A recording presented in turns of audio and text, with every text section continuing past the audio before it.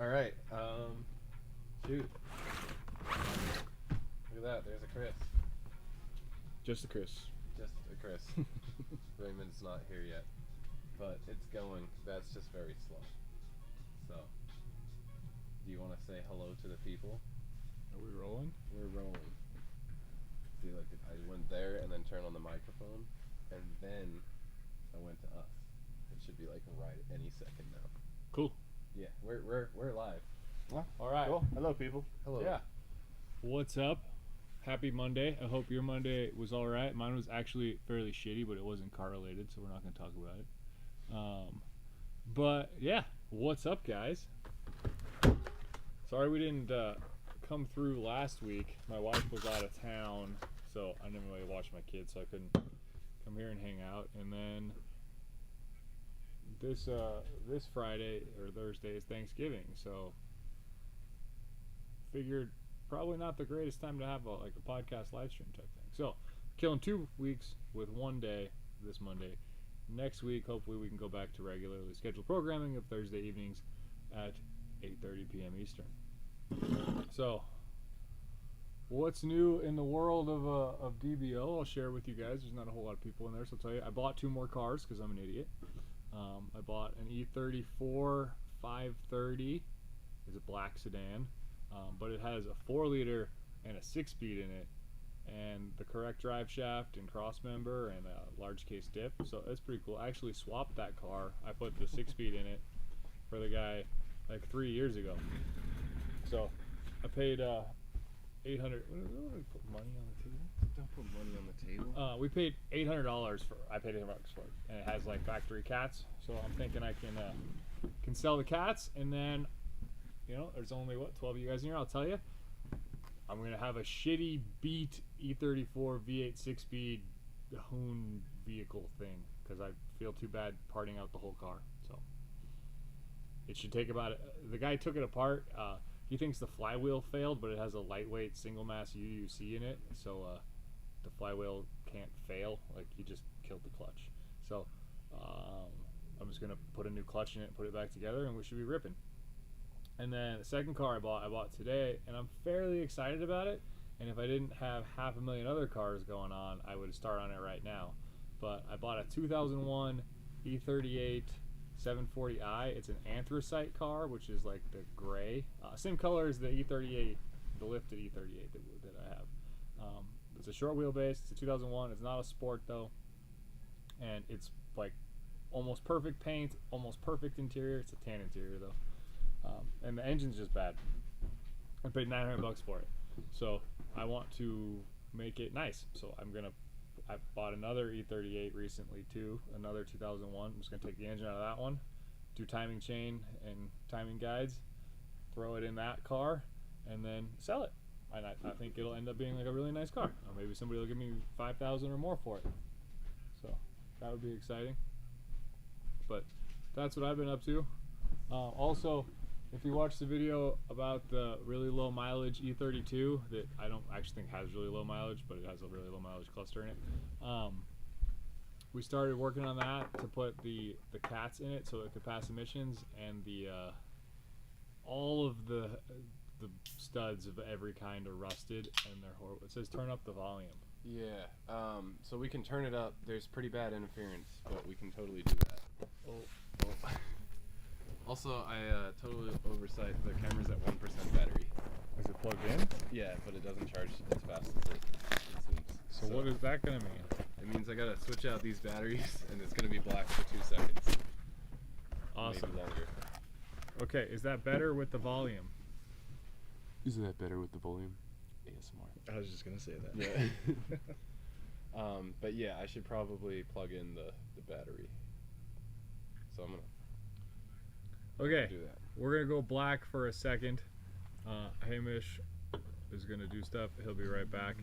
I'll keep talking though. Yeah, it's gonna keep going. So I'm not gonna do a burnout tonight because this is a podcast and I can't go outside. I mean, I could, but you guys wouldn't come with me. So, or here. I haven't opened my beer yet. So, you're not gonna be able to see anything. So I can't show you. Yeah, I did say I want to get rid of some cars. I meant more like I want to get rid of, like, maybe some like whittle down the project list.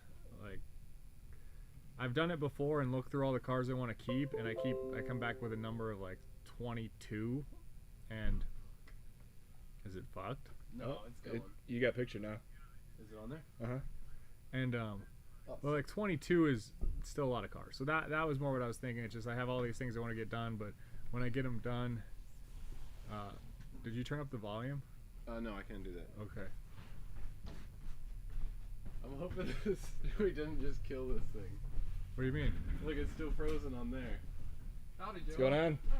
All right, we'll turn it up. Oh, he says he can hear us fine, other guys. So maybe just turn it up slightly. Okay, I turned it up more than slightly, but I just turned it up slightly. Did you just zoom in? Did you just do that? That was a second ago. So it's good. We're live. Yeah, we're back live. Okay. Things are happening. Yeah. You guys can see us before we can see us. So, Joel came. Raymond's here. I think maybe that's all is going to be here tonight. So it's more of a close knit group. But Zach is dead. yeah, I don't know. All the cars I bought were just more to just one to sell to make money, and the other one to just beat it up. Like I'm not going to care anything about it. It was a $800 E34. So. Oh, Joel brought cake.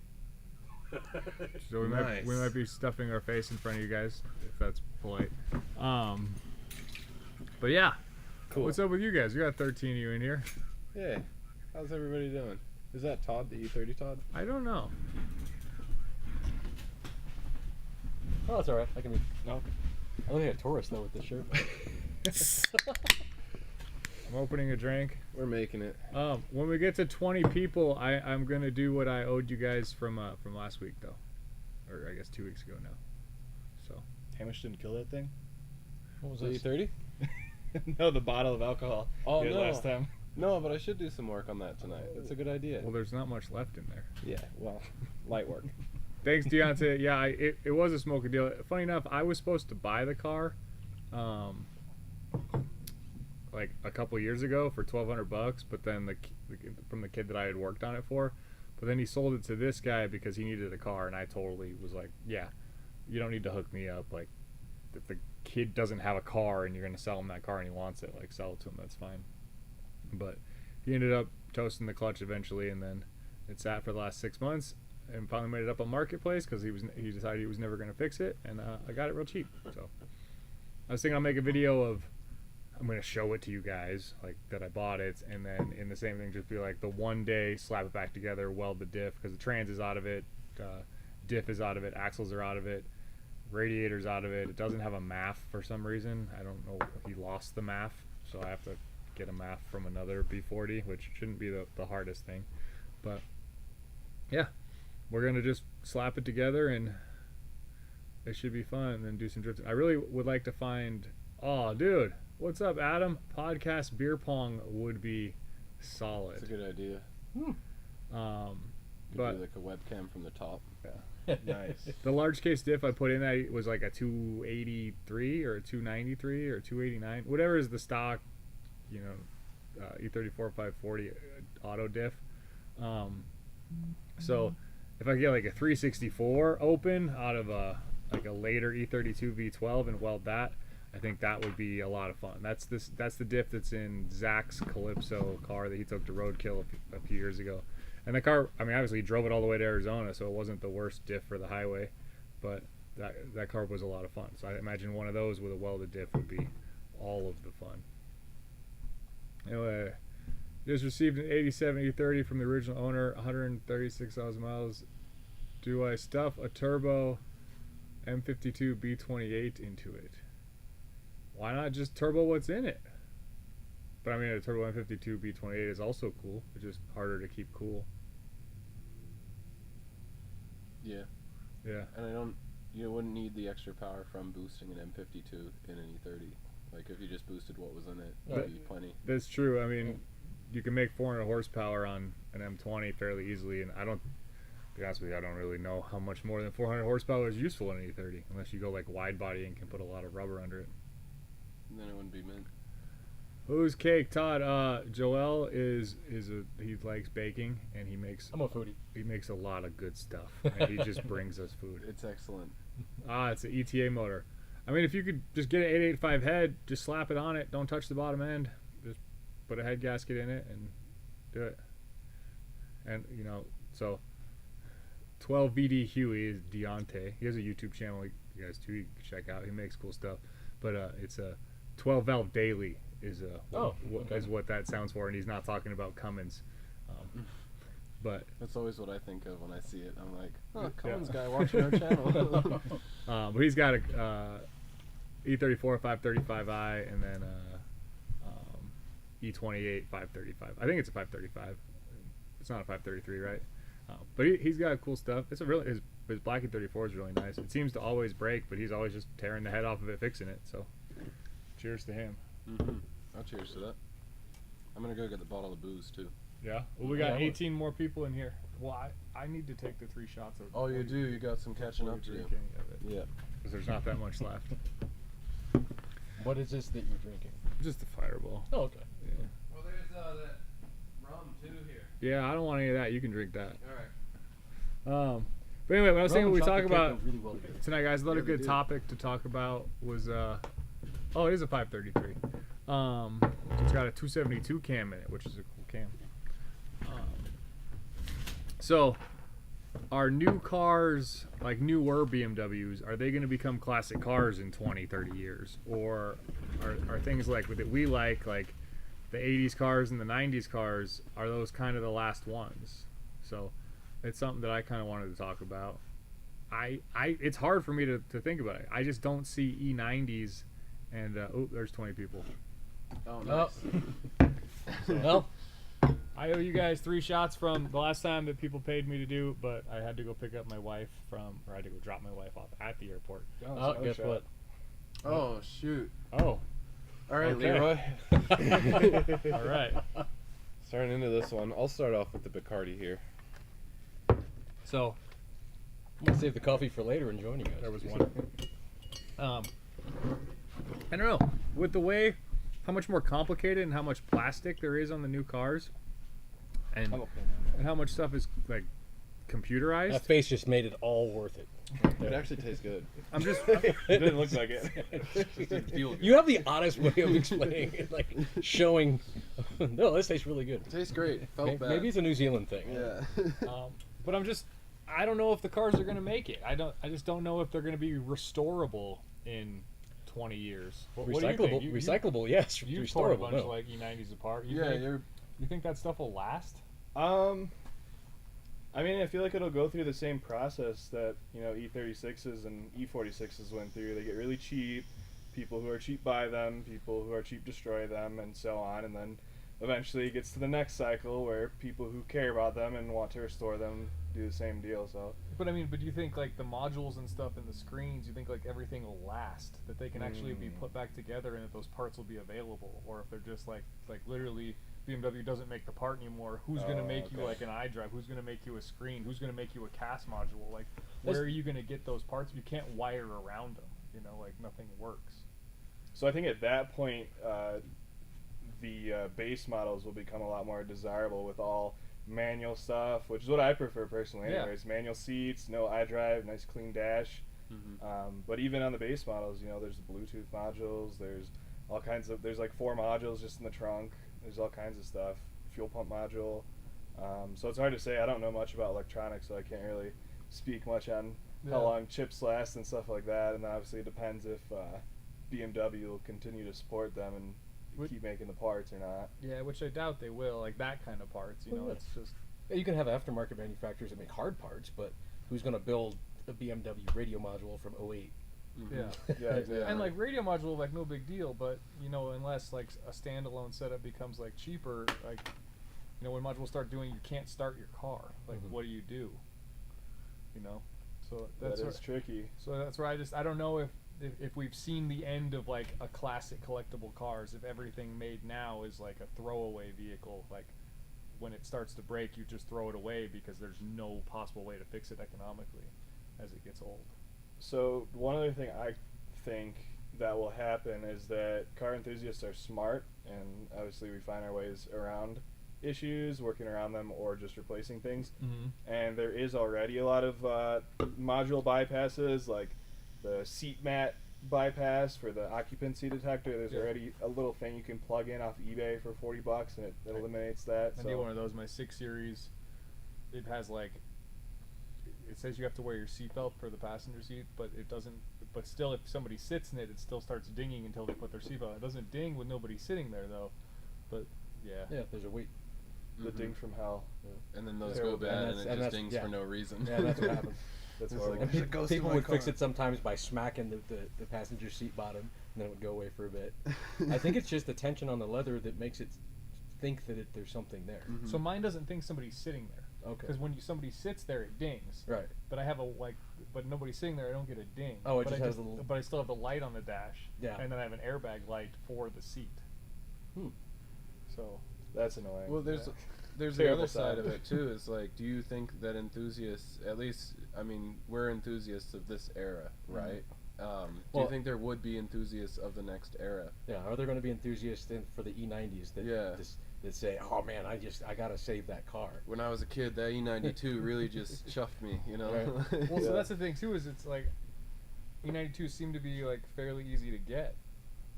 So I don't know how many kids are like, oh, I wish I could have an E92 and don't have one. That's true too. You know, it's like they're fairly easy to acquire. If you like a high interest rate, you can get one for nothing, you know. Yeah. Nothing right away. Nothing right away. And then you sell it before the bank repos it. Yeah. You're good, but no, I think about it too. Like everybody in the comments saying they like mechanical stuff. It's just it might be that this is kind of the era that we're working on is the last kind of main era of enthusiast cars, and going forward, it's either going to get phased out or these cars are just going to become even worth even more. Right. Yeah, I do think that, like, the demand happening for, like, 90s and early 2000s cars, I don't really know if it's going to go away, because I think a lot of people that are buying them can afford newer cars, but they don't really want newer cars. And it kind of ties into what we had last time, like what's marketing and, you know, like planned obsolescence and what's throwaway. But, yeah. And Todd, you say pre-2005. My Pathfinder's 2006. I've owned it since 2006, and then I owned, like, another 2006 Infiniti, and that was when I was like, I'm not going to buy any new cars anymore. I'm just going to buy older stuff. I ended up, like, my truck's newer, and, like, my wife's car's newer than that now. But I mean, this was, you know, 10 years ago I was talking. I was like, I'm never going to own a car newer than 2006. Like, they're only getting worse. So, I don't know. That last comment. And it's black. Like, honestly, I like having just the newest thing in general. I Like, agree. that's a me thing. So Well, but those super cars old then you lease. Yeah, I mean, exactly. but That's they what be- he's saying is Yeah, most people are just buying and leasing them just because they're the latest and greatest. Right. And to be fair, I do like the latest and greatest, but building cars is also super fun. Yeah. And that's the thing. When you lease them, you're not planning on keeping it around for No. a while. So then that car just kind of And put into the bin. or until it runs at 100,000 miles and then it's empty. And Deontay, you know, like you say, like, yeah, you get into an old E34 and it's way better than E90. Like, E90 might be a little bit quicker and it might ride a little bit better and it might, you know, get a little bit better mileage. It's, you know, it might be better at car things, but it's not it's not rewarding at all. And Well, Raymond. Well, the E90s factory are terrible, I agree, connection-wise. They're really nice daily from the factory, but they're very soft. The whole rear end's all soft, pliable rubber bushings. The subframe's not even solid mounted onto the chassis. You can move the whole subframe with a pry bar. But honestly, I can say that my E90 feels connected after solid bushings all in the rear and coilovers and all that stuff. But I 100% agree, in stock form or close to stock form, it's definitely not a raw or connected car at all. Well, I think, and part of that was, I was working in BMW at the time, was when they came out with run flat tires. Oh yeah, exactly. So run flat tires, you know, transmit a lot more energy through the suspension. So in order to make it more softer ride, they had to soften everything else up. Yeah. Mm-hmm. So, Well, and also, like, I've seen a pretty decent kind of, not resurgence, but emergence of like E90s and E92s getting built for more of like what you would consider an enthusiast build would be. So like I've seen an M62 swapped E90 on the internet and Really? stuff like that. And That's yeah, cool. and like it doesn't not make sense because it is a stiffer chassis. It has a little bit more modern like building techniques in it and stuff like that. And I think the suspension design is slightly better, or at least like how they're set up. So they have potential, but could that be the last kind of generation that has potential? You know? No, I mean that's a good point. I didn't think about that. Like if you were just to remove everything that was like run by modules and you just use the body of the car and some very basic things, you could just put older power plants in and Then you just LS swap everything. Yeah. Exactly. Yeah, it would be LS swap, or if you're in Europe, So- M60.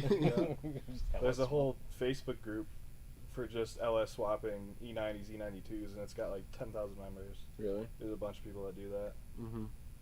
I There would is, totally do that. yeah, right. And I want to see what an M62 swapped E90 is like. Like that's got to be kind of weird because it's not the heaviest chassis, but it's also just kind of like I don't know. It's got to be a strange kind of I bet driving feel. I bet it would feel like like exactly like an E39. You think so? When they weigh the That's same. pretty. Yeah, that's probably They're pretty about on the there. same size. Yeah. Like it would just be like slightly better geometry E39 and, Yeah. and with a steering rack instead of a steering box. And shit that looks a little less old. A little less. A little less. A little less. I mean, you gotta think. There's still the orange pixels. and Well, you shit. gotta think. like Raymond's car, like an 06 E90 is closer to an E36 than it is to a G20. Yeah. Or G30 or whatever they're making now, like year wise. That's Mhm. crazy to think about. Right? Yeah. Like you think like how much newer that is, and you think like newer cars are all the same, but like you're like they really weren't that far apart. Yeah. I mean, I'm still living in 2010, and when I hear a 2006 car, I'm like, oh, that was 4 years ago. Yeah. Right, yeah. Yeah. I don't know what happened past that point, but it Exactly. definitely... It's like once you start working on cars, like then that's just where they sat as their age. Like they never get older to you. They're like that's still a new car. Yeah, And then definitely. so you're like wow, like that's a 15-year-old car, but you're just like, oh, it's still a new car. Like Mhm. this is a new style car. Yeah. And you're like, oh yeah, they've made a new one since then. Oh yeah, I guess they've made a couple new ones since then. But you know, like, but you don't count them all. Like those just don't count. I forget Exactly. that you're in Yeah. G's already in terms of chassis. Right. Which I haven't Insane. figured out. Do you guys know about that? So like BMW, has like letters and a number for their chassis codes, like E cars. They started with E. There was, and for the entire E range, there was a car made for every single number. They weren't all produced for the public, but there was a concept car, something for every one. What the hell happened to F cars? F cars lasted for like 4 or 5 years, and then we were into the Gs. I don't even know that.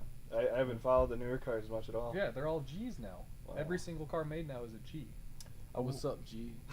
Except, oh yeah, What's because up, the 2 Series just It's- went away, right? it's The new one just EDU. came out.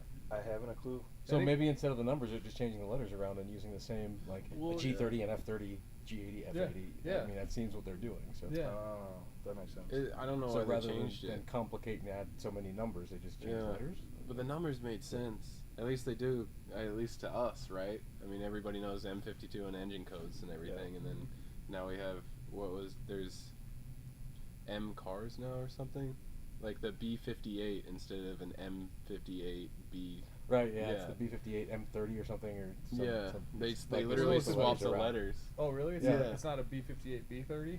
No, I think it's like a B58. Yeah, I don't know. Might be a B. Someone will know. But they like junked it up, and it's like we had such a decent system. I mean, it wasn't perfect, but you could understand it given a bit. Yeah. You know. The badges, too, once they switched from it being the displacement to just arbitrary. Yeah, the badges make no sense. Higher number, better now. Yeah. Well, Exactly. so that is like a common thing people think that, but it's kind of always been that way. So Really?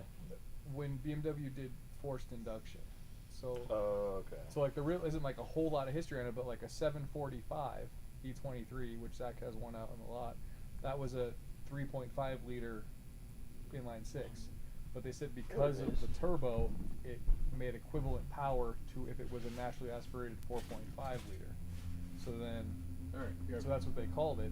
And then even then into the 90s, there was like late E36s, LCI or facelift, whatever the word was back then for them.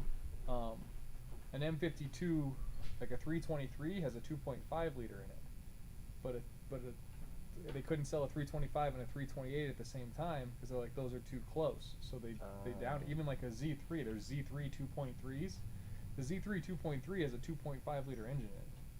That's so strange. And then in E46s, the first couple years they made 323s and 328s the same way. The 323 is a 2.5 liter. They thought the numbers were too close to sell them that way. So then when they came out with the 3 liter, then they moved the 2.5 up to a 2.5 and called it a 325. I did not know that. Yeah. Learned something new. And the same thing like with the E90, like they did like that's how they did the 325 and the 330, but they were both. Yeah, they're both 3.0s. Mm-hmm. That's so odd. But it was because they wanted to like differentiate. So it's the marketing. model. It's always just been marketing, and then so now it's just based on like what it would be with the turbo. Gotcha. So like what is it now? They're on like 30s is like the N20 cars. So Oh they- yeah, so yeah. they're There's like, the 28 and the 3.0. Yeah, so they're like the equivalent. No, like a car with an N20.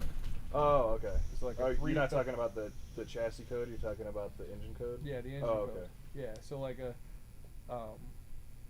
so a car that has an N20 is like a Is that 330 red or is or a that green? 230 Red. or a 430. I'll try.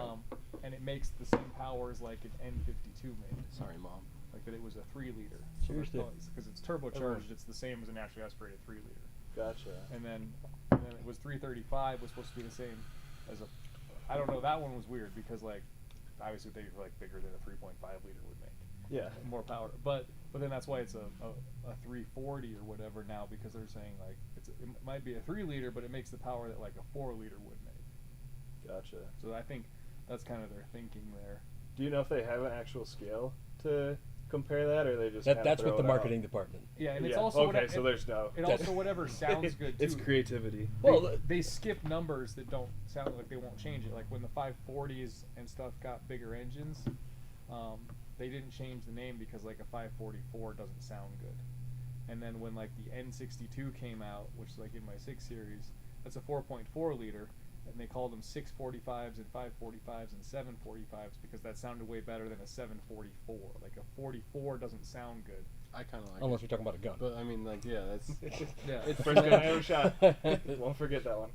I'm sure they did like focus groups and figured out for the general public. That's what I mean by marketing. Yeah, Yeah, it's all exactly. marketing. But I like 740. It's why now the 330 is the old 320, which was the 318. Which, you know, you Yeah. go Yeah. back and Yeah. it was the base model, but they just keep making the number higher. So, But if you ooh, were it's bigger. But if you were to compare the cars, right, like a 318 Ti that like your girlfriend used to drive, if you compared that to like an N20 car, the N20 car is extremely impressive. Oh, It's yeah. definitely not .02 faster. Right. That's for sure. Right? So it's like they should call it, you know. Yeah. So it's weird, right? Just real quick, Robert Daling the ST. I got to drive that quite a bit when Will was out of town. And it's a really fun car if you like making turbo noises. And I didn't think I liked making turbo noises until I figured out how easy it is to do in those cars. And just like any single chance I got, like on D-Cell, I was trying to make turbo noises. Like, and also everybody tries to race you if you're in a neon yellow ST. It's pretty fun. He's got the same color. Yeah. Oh, it does have the same color? Yeah. He showed it to us a couple times. Oh, that's super cool. Oh, wow. But they're for a daily. It's super sick, and the heat warmers are insane. The seat heaters are insane. The heat warmers, but Does it have cloth seats? I think that his one did have. No, Will's got let. I don't know. I've always It's damn near I've cloth. always really enjoyed heated cloth seats. There's just something about it to me. I think it's just like super. It's like a warm blanket. It's like Oh, getting yeah. a towel or Mhm. something out of the dryer and just like Yeah. throwing on clothes. Right there with you guys. I wish we got cloth seats offered in the E90s like Europe did. I would instantly yeah. swap my leather out. Yeah. Just don't smoke in the car. Yeah. As long as you don't smoke, you're good. True that. My father-in-law used to have like an early 2000s Subaru Forester, and it was like not a very nice car, but it was like decently equipped. But it had heated cloth seats, and I was like, "This is the coolest thing ever! It's like heated cloth." Yeah. No, and I remember just as a kid, like we had a Corolla station wagon, and every single cloth seat car has kind of the same smell, and it's like home for me. And then the leather's like, it's nice, but it's not home, you know. He's got fancy Recaro seats, Oh, so he doesn't wowee. get heated seats. Still, and they're decently fast. I don't know how yours is, Robert, but I felt like Will's torque steers a ton, and also just newer cars in general have the twitchiest steering that I've like ever kind of experienced. I don't think it's so much twitchy as it's like unpredictable because most of them are like very electric. Yeah. So it's like speed dependent and then sometimes not speed dependent. It is kind of, maybe that's what it is. Like you don't know what it's gonna do. Like it does. Yeah, something and like different. I wanted to floor it on Will's car a lot, but every time I did, I try and like correct for torque steer, and at the same time the car like torque steer became nothing suddenly, and then suddenly I was just turning that way for no reason, and it's like there was no like I couldn't account for anything that the car was doing. I feel like I the just newer had to cars. drive it. I feel like the newer cars feel just disconnected, and it makes you feel kind of Yeah. uncomfortable. Yeah. You don't have that solid feeling like this is where the wheels are turning. It's like Yeah. wherever the electric servo, whatever, wants to put it. Exactly, and you just get like some feedback in the wheel, and then like road noise, or in Will's case, just drone. That thing was Really? dronier than hell, dude. Like you couldn't hear music through it. Well, I think that's good. He made that exhaust, didn't he, or something? He bought it with a Oh, okay. catback. Yeah, Just the catback is drone like crazy. It On a turbo drones. car too. it drones. Damn. It's Yeah, insane. It's worse it's- than my E30. They're Yeah. tiny turbo. Oh, okay. Tiny muffler bearing. That's Like, good. so Joel, like your car has electric power steering, but it's still a mechanical rack. So like, Yes. how would you compare that? Because it varies, right? Like how much, but it's how much power it gives No, you. well, that one has Joel drives basically a two Z4. modes. Yeah, so I've got an '07 Z4 Coupe, and it's the sport model, and it varies both with the sport button. You vary both throttle response, and steering gets tighter, but it doesn't seem to vary with speed. I don't know. I think this was like the first iteration of. Well, so you still have electric steering. your rack is still entirely mechanical though. The only electric part is the amount of assist. Hmm. Because you still just have a really? regular. Right. You still, Yeah, your yeah. steering rack is still like. Yeah, but I this- think, and I don't know that it varies with speed. I think it's just the two modes of Okay. whether it's soft and really kind of numb steering, or whether it gives you a little bit less numb steering. I'm not even going to say it's more, but it's definitely better in sport mode Gotcha. than without. Because what I was saying was like the newer cars, like there's nothing that attaches the steering wheel to the rack. Like it's Oh. all done with motors. Oh, wow. So like at different speeds, Yeah, the you same can have a different input response. can do different things to the So it becomes like a wheels. video game. Pretty much, but Yeah. also video games you can kind of predict, and like you got to spend time with the car Well, that you're on the road, and like get I think used to it. ultimately it's removing the steering wheel, so that way Yeah. there's no driver input at all. long term. Yeah, so you pay for a really high priced taxi. Similar to your Z4, Ben, my roommate, he's got I think it's an older but newer Fusion Focus, one of those guys, and it's an electric power steering rack, so assisted electric. But the motors die on those, and they're like super poorly designed to where they overheat and die. Oh. But the issue didn't become big enough until it was kind of too late. And so Ford now just quotes new steering racks for people, and they're like $800 a piece. And these are cars that are worth maybe $3 or $4 grand now, you know. And so it's like it doesn't really work out. And so it's finicky. Occasionally, like steering will die, and then you're fighting an electric motor as well as the wheel, as well as the steering rack, Jeez. and it's super heavy. But he turns it off and on again, and sometimes it works. So.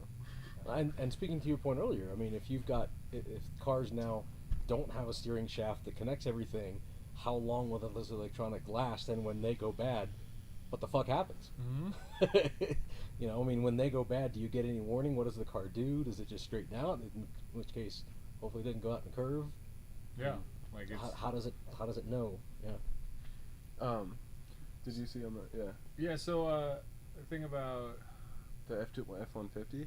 Because I thought about something for you on there. You used to talk about how good the F350 was to drive. So I will say the newer F-150s, the 2.7, I have a friend with one. I think his is like a 2007 or 2018. Whatever the one before they changed the slightly rounder headlights. Like that was the only thing that changed, was just the headlights changed slightly. And he loves it. He's been driving it. He dailies it. He's not a car guy, but he's like, like a guy, like hunting, fishing, and that kind of stuff, and uses his truck, and he likes it. Doesn't seem to have any problem. They seem to be, very reliable. And you don't really need a 3.5 over the 2.7. Another friend had the 3.5 at the same time, and they were both plenty good. So I don't know. I think trucks, like, no, you can buy a new truck, but a truck is a tool. It's not like an enthusiast vehicle. I think that's also, there's a huge shift from trucks from trucks being a tool to just making every vehicle more of an appliance. Mm. than anything else, you know. Yeah, the way I look at it is a truck is the only vehicle that makes you money unless you're like renting your car out on Turo.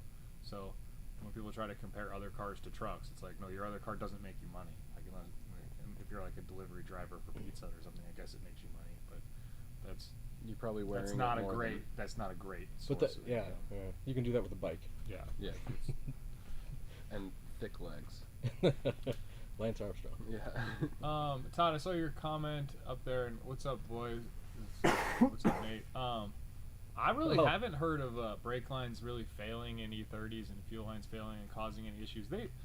Fuel lines will leak. You know, they let a car sit for a long time. The ones around like the filter, or if you have like the high pressure pump under the driver's side there, they'll leak.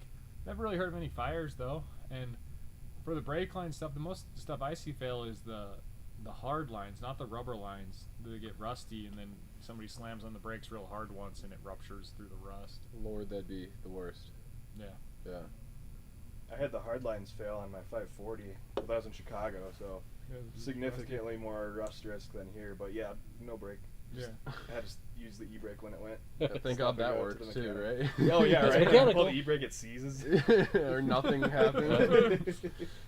And you can't do that with the new push button electronic. Yeah. brakes. Oh, yeah. Sorry, you're Yeah, driving. sorry. Good luck. Yeah, Andrew, I wasn't like really into the cars too much. I was a car guy, but I was buying new cars and thought I was cool and just wasting all of my money on wheels and stuff when Cash for Clunkers was going on. But looking back on it now, like I can only imagine how many cool cars were killed for, you know, $3,000 or whatever, and those cars would be worth like $30 now. And from the dealership standpoint, you just added $3,000 to the price of a car. Yeah. Mm-hmm. So you ended up getting the car for nothing. So these things went to the Yeah. crusher for no money at all. Yeah. There's a lot of E38 pictures that go around of like a perfect Alpina that's in the crush yard or stacked between two cars and stuff, and there's just like these beautiful Alpina soft lines sitting in the stack, and you're just like, where's that junkyard? Like, It's terrible. yeah. Al Mamry. I'm guessing English isn't your first language, so I'm trying to just figure out what exactly you're asking. Oh, goodbye. Hi, Emery. See what I can do about that. But it sounded like you were saying that you have an E30 with a 328 in it. Are you saying you have an M52 in it? Or are you saying you have it separate? Saying the brake gear are all three. Okay. Oh, that's an interesting Yeah. translation. Yeah. If we knew what he meant by determination. And its determination is weak. It sounds No, like I he's don't. got. Yeah. It sounds like he's got the DME from the 325. So he's running like an OBD1. Like he's got an OBD1 M52 pretty much. We're all on the same page. Yeah. Okay. Yeah. Tonight on DBO interprets. All right, well, we'll try and figure that Yeah, out. we'll scroll down. See how we do. Oh. Jeez, there's a lot here. Okay. Yeah. Everybody decided to talk all the same time. Where are we at? Oh, it's Hamish the E38. Hey, Ryan. I bought an E38 today. I'll make a video on it at some time in the near future. But I bought a 2001 Anthracite Shorty, not a Sporty, that's has no clear coat failure and no real damage to it, and a flawless interior. Just needs an engine. Paid $900 for it. So I'm thinking about putting an engine in it and doing guides and That's stuff a lot, sorry. before I put the engine in. Just smoked us out. And yeah, and throw it up on the Empire and see what I can get for it. Ever thought of a JZ E36? So Igor, yes, I used to have a Daytona Violet E36 shell, and that was my plan, was to 1J swap it. I actually had a 1J, maybe I still do. I left it at our buddy Sean Shogun's down in the Springs. Before I got it, it had been left outside for a long time, and I'm pretty sure it's probably pretty locked up at this point. It needs a rebuild, but I paid only $400 for the engine with a turbo on it. It's a VVTi 1J, so hopefully I'll get that back and do something to it. But I have thought it'd be cool. LZ's is cool, but at the same time, an M52 seems pretty much just as strong as a JZ, and it's already in the car, so it's more just to be. It's like more like a car show flex or like an internet clout thing versus an actual needing to be functional swap. Where's Will? I'm We texting actually- him right now. I'm saying people on the stream be asking about you. So if you guys don't know, Will's not really part of DBO anymore, but we still own this building together, and he works just right on the other side of that wall and does dyno tuning. And we invited him to this tonight, and he was stoked to come, but he bought a new computer and wanted to go home and play video games. Battlefield 2048. Yep. Yep. Another E39 blowing hardlines. The e-brake didn't work. Oh, that sucks. Oh. That's a scary situation. Oh, go up. Yep. Up a little. Trying to catch right up there, here. right there. Right there? Yeah. Okay. Oh, what do you guys, the next car Wireless. that will be worth in a few years? Like, so far, hidden gem the way E30s, E34s, and E36 have climbed in price. I really don't know what you can get cheap now that will. Yeah, I mean, it's going to go up. I think. I've heard about you. our no. E46 is going to be. I've heard. You know. I've seen a lot of like recent love for E46s, and I don't Yeah, get it. But I think, but M3s are already expensive and ZHPs are already expensive. So I don't think the base model ones are really going to go up that much. They're going to probably stay around the same prices as E36s, I would think. Yeah, I don't think they'll do E30 things. One thing that I wouldn't be surprised if we see something go up is 90s Mustangs, especially the Cobras. I wouldn't be surprised. So I guess they're like SN95 Mustangs, so like 95 to like 98, 99-ish, right before the Terminator ones. I wouldn't be surprised to see those make a big jump. They're a fairly light car for what they are, and now they're proven to be pretty capable drift chassis, and everybody's starting to love Fox bodies, and SN95s are just better, if not worse looking Fox bodies. So I think those would be a good one that'll jump. SN95s, those are like the 2000s-ish era. 95 to like 98. Okay, All they're right. not the ones that look like really fake and have the fake like door intakes, do they? Yes. Okay, I can't stand the way those look. Yeah. It's so ridiculous. Like they look like they came out of like a toy, like a cartoon. One of those rare Mustangs back then would be the SVOs. Remember that? Yeah, there was the SBO and the SVT, and it was like 1 year it was called the SVT, which was Special Vehicle Team. Right. The And next then year was SVO. SVO, Special Vehicle Operations. Okay. Yeah, and then I think a couple of the SVOs were supercharged, and then all the SVTs just made more. But I mean, I want to say they made like 320 horsepower. Yeah. They were. Well, I thought they were turbo 4s. Oh, so those are the Fox body ones. Okay. Those SVOs were Fox body. Those were early, like a 2.34 cylinder that was turbo. Those were Gotcha. super cool. But then when the other ones came out, like the SN95s, like in the mid to late 90s, the Cobras there, they made an SVO Cobra and an SVT Cobra. All right. And those were just better V8s. Like I think they got like 5.4 liter V8s instead of 4.6s. Mhm. And that's, I'll be totally honest with you, when I was a freshman in high school, 1999, I wanted a yellow 1998 Mustang Cobra convertible. I thought that was like the coolest thing you could get. I had some skewed thoughts back then, clearly. He put chrome vents on No, this was many years after that. So you had skewed Yeah, thoughts that for a was- while. Yeah, that was another like 7-8 years later. Oh, what's up, Johnny? Do you want me to scroll down? Yeah, you can try that. Yeah, I agree with you. Y2J, a car that already has BMW 6. Yeah, it's just kind of like the ease if you don't understand BMW engines or like how to do stuff. Guys, I'm thinking about a Genesis Coupe V6 swap next year.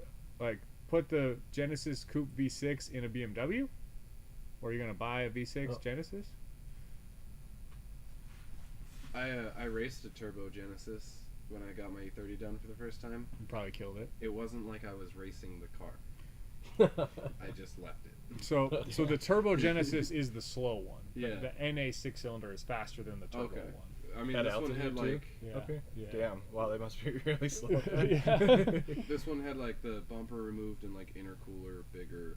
I mean, so maybe it was doing I don't something, know. but Yeah. yeah, like the V6 ones are like 350Z power. Like they make Oh, like okay. 300 plus horsepower, and the Turbo 4s make like 220 or something. Jeez. So it's significantly different. Wow. You think the E46 is going up? I mean, I think the E46 already is there. Where are we at? Where are you guys at? Am I on the E46? Okay. Ryan, yeah, I did see that guy. Actually, he just did it. He had like M parallels, right? He shoved them under M parallels, the E60 M5 brakes. What is the retrofitting that you would want to be done? Was it just they had to like drill the caliper slightly or something? But yeah, I mean, I'd be into doing that. I don't have any more E60 M5 brakes, but they're fairly easy to find. There's a lot of people that part them out. I think there's a local guy that parts out a lot of E60s and they're cheap. How much boost can a stock M30 take? I would say Till it breaks. Stock head gasket, right? I don't know That what much. we'll say what you're saying is stock is a good head gasket and studs. Head studs. I would say on the high end between 23 and 25 psi totally stock. And Ryan, it's a tan interior, not stoked on the interior, but it is very clean. But I have a parts car I just bought. I bought a Titan 01 short, not sport, with no title, that has a really nice black interior and a widescreen nav. So I was gonna maybe move all the stuff from the black car into that one. They both have heated seats, but no window shades, no shades. Regular, what are the seats called, Hamish? The base seats in E38s? I think they're just comfort. I mean, But they're standard. not comfort because comfort seats are nicer, right? Yeah. So standard seats, Is yours standard or comfort? they're both just standard, the lowest of the low seats. Okay. When is the E34 M5 content coming? So down there is the two red E30s. Those need done. I don't think they're going to get entirely done before we move on to something else. I think they're going to be like running and driving, and then we're going to do little stuff. I'm not going to sit there and just, all right, guys, today we replaced the bumper trim. You know, like I don't want to really do it like that, and I don't want to rush them either. So I think the big move is get the 4-door running and driving and put together clean, and have the convertible be swapped and running and driving. We're not going to really do a whole lot to improve the car, like on the inside and stuff. And then I think after that, we move on to the next project, which is the R32 GTR that's right there, which shouldn't actually take that much to get that one. And that one's just going to be, again, just get it running and driving. I'm going to wait until next year because I'm building that mainly to be a track car before track season starts to really like dial it in a ton. So again, just get it running and driving so I can actually drive it, get it registered, that kind of stuff. Then we're doing E34 M5 stuff. But there's not going to be a whole lot to it. I mean, the car runs and drives. It just doesn't have an exhaust, and the bumper's kind of falling off, and the interior's kind of shitty. It's just going to be like prettying it up. We got shots to take, too. Huh. You want me to scroll down? Let's scroll back up. I was still one behind. I don't know. You got to catch up. I've taken a couple already. All right. All right. Go back I was up. just anticipating Go back people. up. Go back up. Okay. Where are we at? Right around Oh, here. wow. We got to really catch up. Yeah. Yeah, okay, so, Yeah, 94 was when it started. I'm really hoping it goes petrol engines before they all go electric. That Yeah, might we'll be what's happening with Hellcat stuff, though. That's what Hellcat's doing, but I think BMW's given up, man. I've given up on new design language BMWs and what they do. Agreed. They're just trying to sell cars and not sell cars to enthusiasts. I don't know if you guys heard that we got announced we were going to get the new G80 M3 Touring was going to come to the U.S. and now it's not coming to the U.S. because they couldn't get the wagon to pass safety standards. So we don't get that car now. Yeah, the SN95 is very much based on the Fox body. It just has a different body on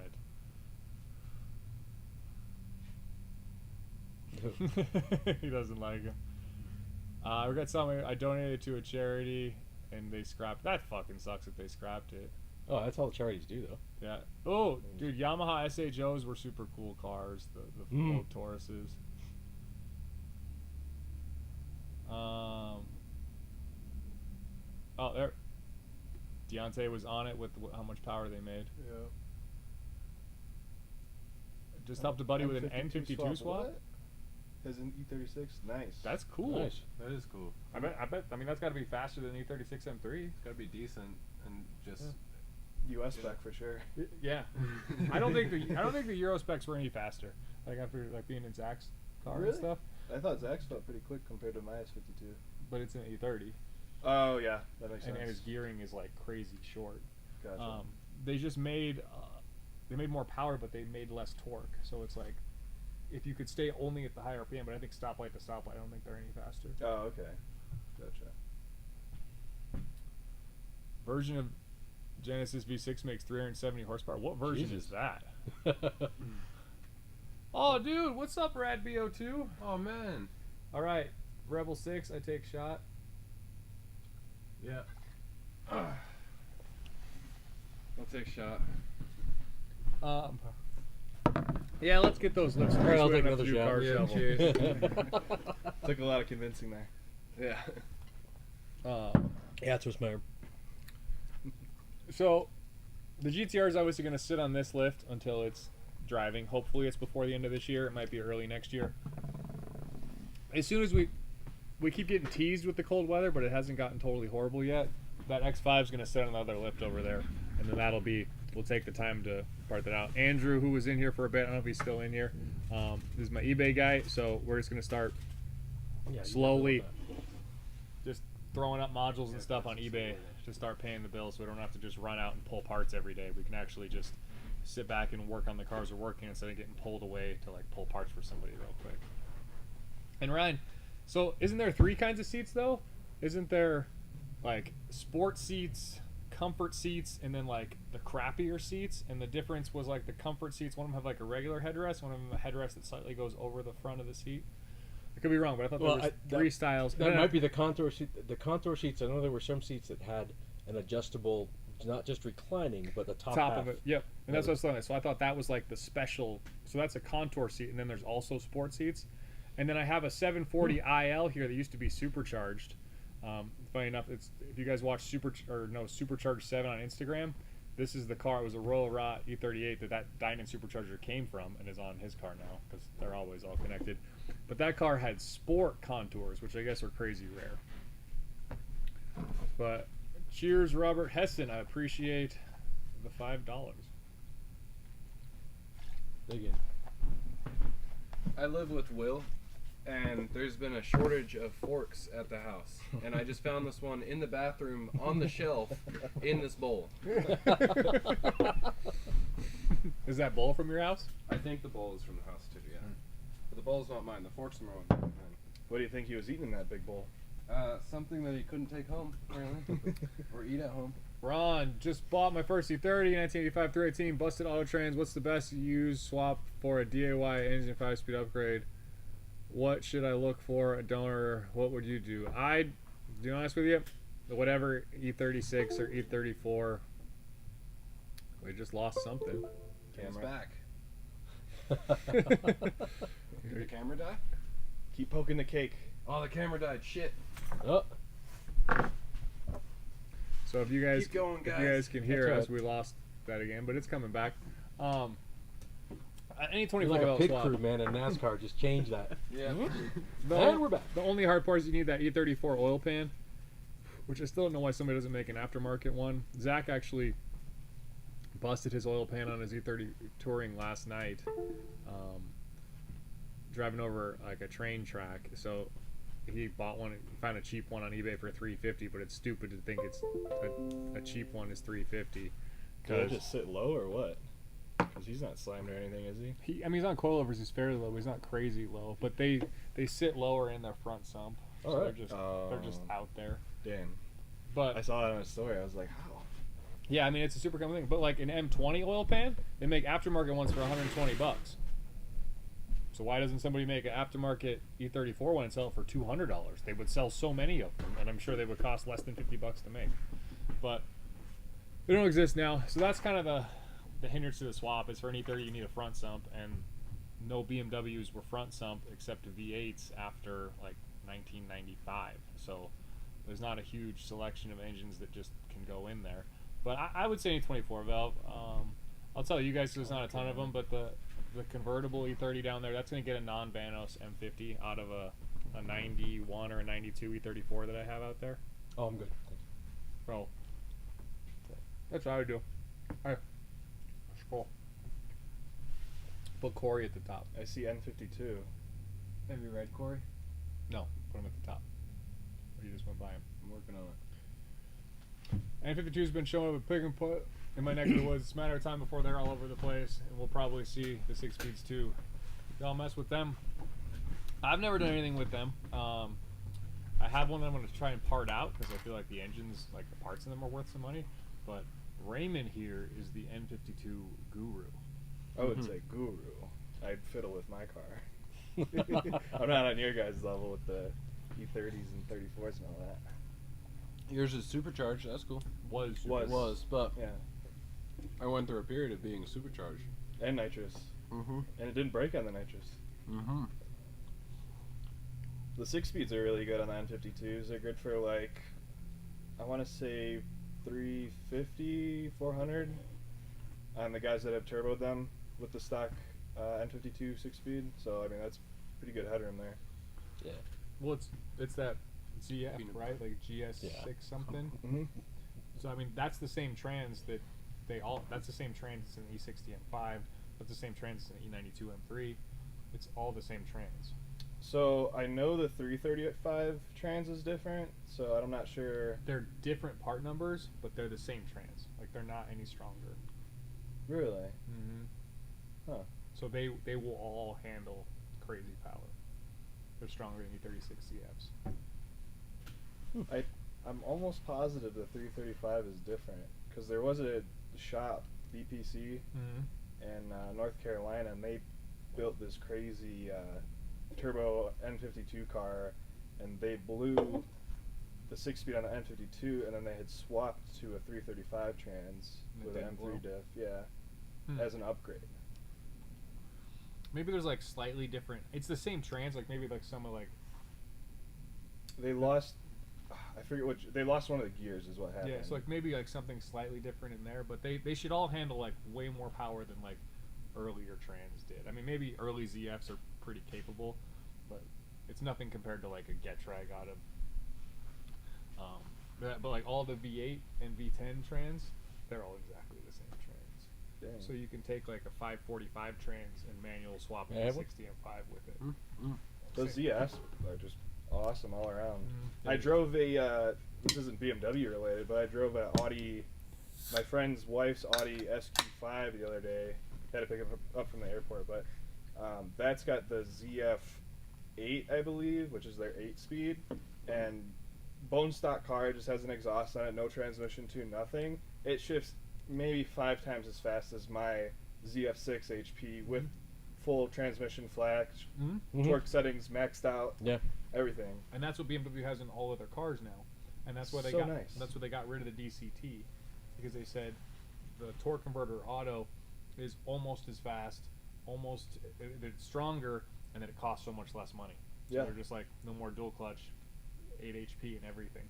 It's so quick, you still get the DCT farts on shifts. I've never experienced anything like that. I love the farts. A torque converter based auto trans. Yeah, I love farting. Dude, it sounds so good though. You're like, yeah. That's all I ever wanted on my car. Now I'm going manual because it's so slow in comparison. I got an exhaust leak, so it kind of sounds like a fart on my E38. Nice. We can just pretend. I pretend. Yeah, Ryan, I totally agree. We got like some really, really basic E38s. My wife used to have one. Her first BMW, when we first started at the shop, she had a 2000 short, not a sport. Didn't even have heated seats. It was black with a tan interior. It was a really clean car. I ended up trading it for that E23 that I have here. But wait, your mom had what? I said my wife. No, Hamish worked on that car. He replaced window regulators and suspension components and stuff. That's why Chris got rid of it. No, she like did a weird stuttering thing to her like once at a stoplight. She was like, "I'm never driving this again," and it was gone. You gotta move the cursor through all 3 screens, so just go to the left. Okay. There you go. I'm like, which way do I have to move this thing? It's confusing. What's up, Matt? You have an M10 with 2 transmissions for 8. Yeah, you got this. Well, you can take a look at it. Or you're gonna sell your E30? What are you doing with your E30? Maybe like figure out what's going on. Well, he's the dude that bought the S52 from us. Out of the yellow car. The Angel's friend. What a bunch of BS. Give us more wagging. Oh, we're like way behind. We might have to just catch up, guys. I'm sorry if we're skipping stuff. Let's just go to the bottom. If we don't say it, just retype it. Oh yeah, video's frozen. We're way behind. Yeah, go. All right, actually, there you are. There we are. That's it? So you're not too far. Yeah. Oh, Dang. Okay, we're caught up now. We've read all those comments. You can leave us. Ryan, I did know the test car for the McLaren F1 engine. I think we talked about this last time, but the S70/2, which is the McLaren F1 engine. It was originally put in an E34 M5 wagon, and then they hauled around another one in the back just because they were funny like that. A lot of people think it was a mid-mounted engine, but it wasn't. It was mounted in the front. And then the X5 Le Mans, or X5 LM, has a different S70. It's the S70/3, and it was the most powerful of all the S70s. It made, I think, like over 700 horsepower, and it was meant to be like a F1 tribute, even though we didn't use a V12 in F1 at the time. I like how Nate knows that Ryan is always about those S70s, though. Like, but so in the chat, they're like, "Why are you always talking about these?" Like, but Ryan's the one who bought that one, right? Off Carpart. Yeah. Did you get your engine yet? Was it real? Oh yeah. I'm sorry, between I've run MS2. I've seen people remove the lines on the throttle body, water lines, and out of control. But I appreciate it if you can let me know why. So the coolant lines of the throttle body are they're not coolers, they're heaters. They're to prevent the throttle blade from freezing up from like air like flowing fast fast in cold weather. You definitely should remove that because all it is doing is heating up your intake air. Now, so, are you? Go ahead. I have supplement. It's about the Pathfinder. So if you're still talking BMW, I'm still talking about that guy. Well, I'm about that guy too. Okay. Yeah. Well, I was gonna go. So the idle control valve, though, the only reason I would ever delete an idle control valve is for turbo. If you're not doing forced induction, leave it there. It only helps. Pathfinder thing. Both Zach and I deleted. There's the same thing. There's heaters going to the throttle body, and both Zach and I deleted it. And I've got a really high idle issue on my Pathfinder right now. It's sitting at around 1100 to 1400 RPM. And I'm thinking the reason is I looked up. There's a little wax pellet that like moves around and adjusts the idle based on temperature, and it can get frozen and stuck because of the temperatures. Uh-oh. And so I'm thinking the reason that I like have those issues is because I looped the coolant line at the back of the head. So it never warms up. Yeah. And so the wax pellet always keeps the idle high. Cool. Which Pathfinder did Zach do that to?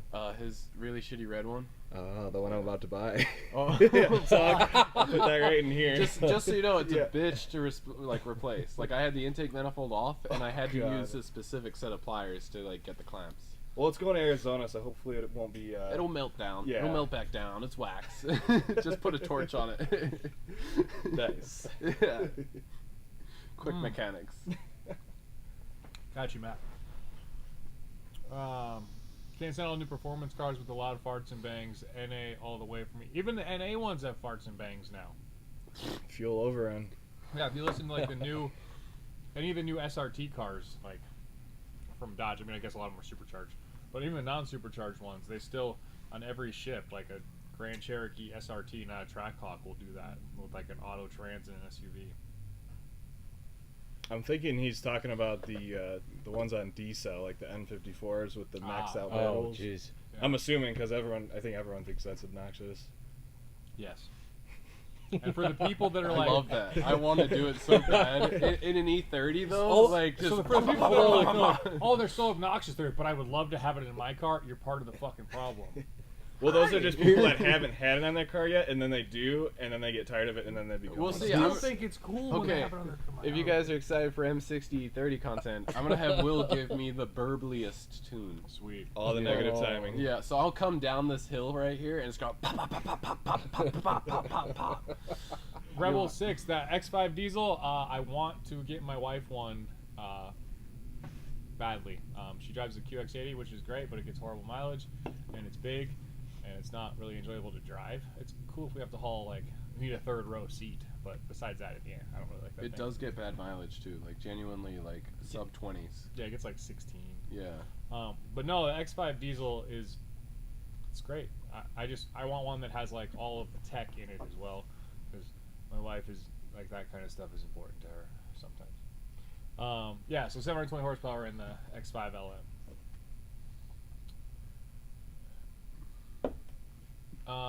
Chris Mark. So yeah, I saw that earlier. You got it free. So there was some smoked Hella taillights that were like a OEM thing in Europe. We didn't get any in the US though, so I don't know if the ones you have are smoked Hellas or not. They're obviously going to say Hella on them because that's what the taillights were, but they won't have like a. You'll still be able to see through them the same. They just won't be red. They'll be like more gray.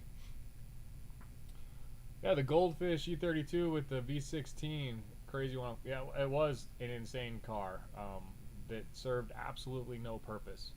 But I'm glad BMW thought it was good to make that. They had to move the radiator to put 2 of them in the trunk and put these giant like Those looked good. intake things, but they were just for the radiators they put in the trunk. And they hollowed out the middle of the trunk in the back for to go through because they put a V16 in the front of it. So it's a drift car. Well, Rear-mounted radiator. no, but this is old BMW V stuff, so it's like slow and torquey is all you get. Yeah. It's Smooth. I bet that yeah. one wasn't that Smooth. slow. VIP. It was like a almost a 7-liter V12. I bet it got around, or V16, but I bet it got V16. around. But like, on you a know, whopping 4 miles per gallon. you're one cam on each bank, you know. There's only so much you can do. So you'd be paying So are you getting it? It looks like he got screwed by the junkyard. They doubled the price on him. Yeah, you said the last one that they said 10. Yeah, I could see that. What's funny too is like we all knew about that. We all called, and they were just like, no, it's an M70. Like they couldn't say it. But I would. can we scroll back to live because like I can't see over that screen. Oh no, this is live. Yeah, it says yes, I please believe so. after Ryan's. Okay, can we? How do? Scroll down on hold the on. far right bar, Joel. The far top right on that screen. Okay, hold on. Over there. Yep. So close. The mouse up, is super up. sensitive. Just go so where like top chat disappears. So scroll down until top chart disappears. Like where you were doing it right, but just go down just that far. Okay, gotcha. All right. Perfect. And we are back. Wow, 408 horsepower in that thing. Trust the boomer. That's how much the technological V16 stuff. made. And that was single overhead cam. Well, two Well, of them. But But yes. but one per bank, like you said. Yeah. Yeah. That's impressive. I mean, yeah. That's a whole lot of cylinders for Chris is- 400 horsepower. But Chris, how much did your Heidi make? Heidi made like 320 or something. 352 wheel, so Oh, more than okay. that. Yeah. So, I mean, no. So you could just throw a really crappy supercharger on it from Dynan and make more power than that. Yeah. Pink tops are blue and S52. They would be pink tops stock, which is same as M52. Injectors and M52s and S52s are the same. Damn, you just whipped that out of nothing, huh? Yeah, I don't remember what they are though. Oh, more shots. Oh, okay. Tops. I want to say they're like 19-pound injectors, but I could be wrong. They might be 22. I show up on camera for this. I'm gonna drink some more cake.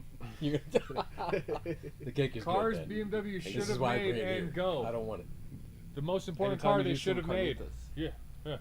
E31 M8 that had. They have never come out and said it, but it has the McLaren F1 S70/2 in it, and it was fucking sick. The only thing that was lame about it though is they got rid of the pop-ups. Hamish, can you go run over I got you. and run this and start showing some M8 stuff? I'm just gonna break everything on the way over here.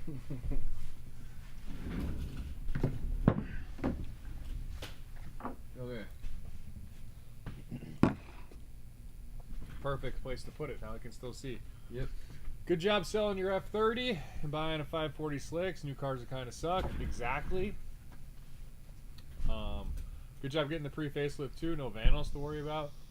Ryan, you would pick a wagon, but I will say that E46 M3 wagon was pretty cool. Hopefully John makes his that he was talking about. Yeah, I think right didn't, there. Okay. I'm moving over. Bear with us. I think we're still good. Oh, Didn't no, Joe wrong build one? screen. Look at that. I That's thought Joe us. was building. Coming over. Or was it an E90? So he's bailing on that. And Oh, really? There's that E46 wagon in the shop with the S54 in it that he's for mock-up. He's gonna make that an M3 now. Okay. He's starting to like collect parts for me and stuff, and I didn't know he gave up on the E90. I think he's gonna sell it to Ryan actually. Okay. Yeah.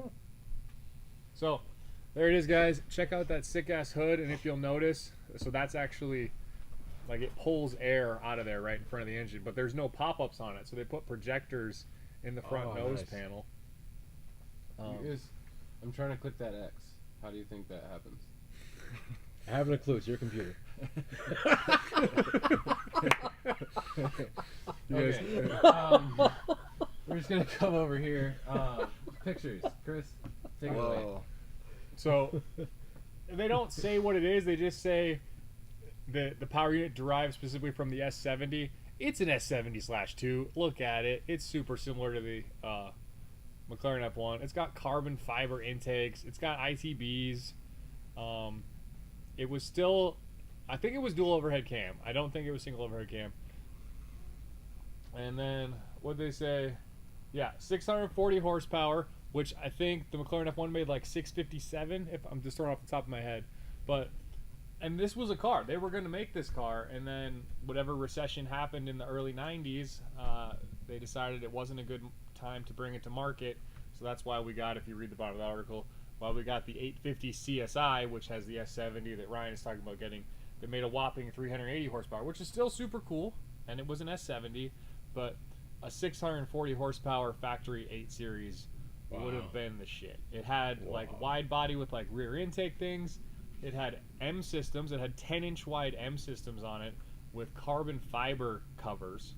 It had MTEC 2 steering wheel, like Elkin, like that's what they. And I think somebody should make those covers because that's an M system behind that wheel with just a carbon fiber cover. I think somebody should make those carbon fiber covers. We can put them on like our E34 M5s and stuff.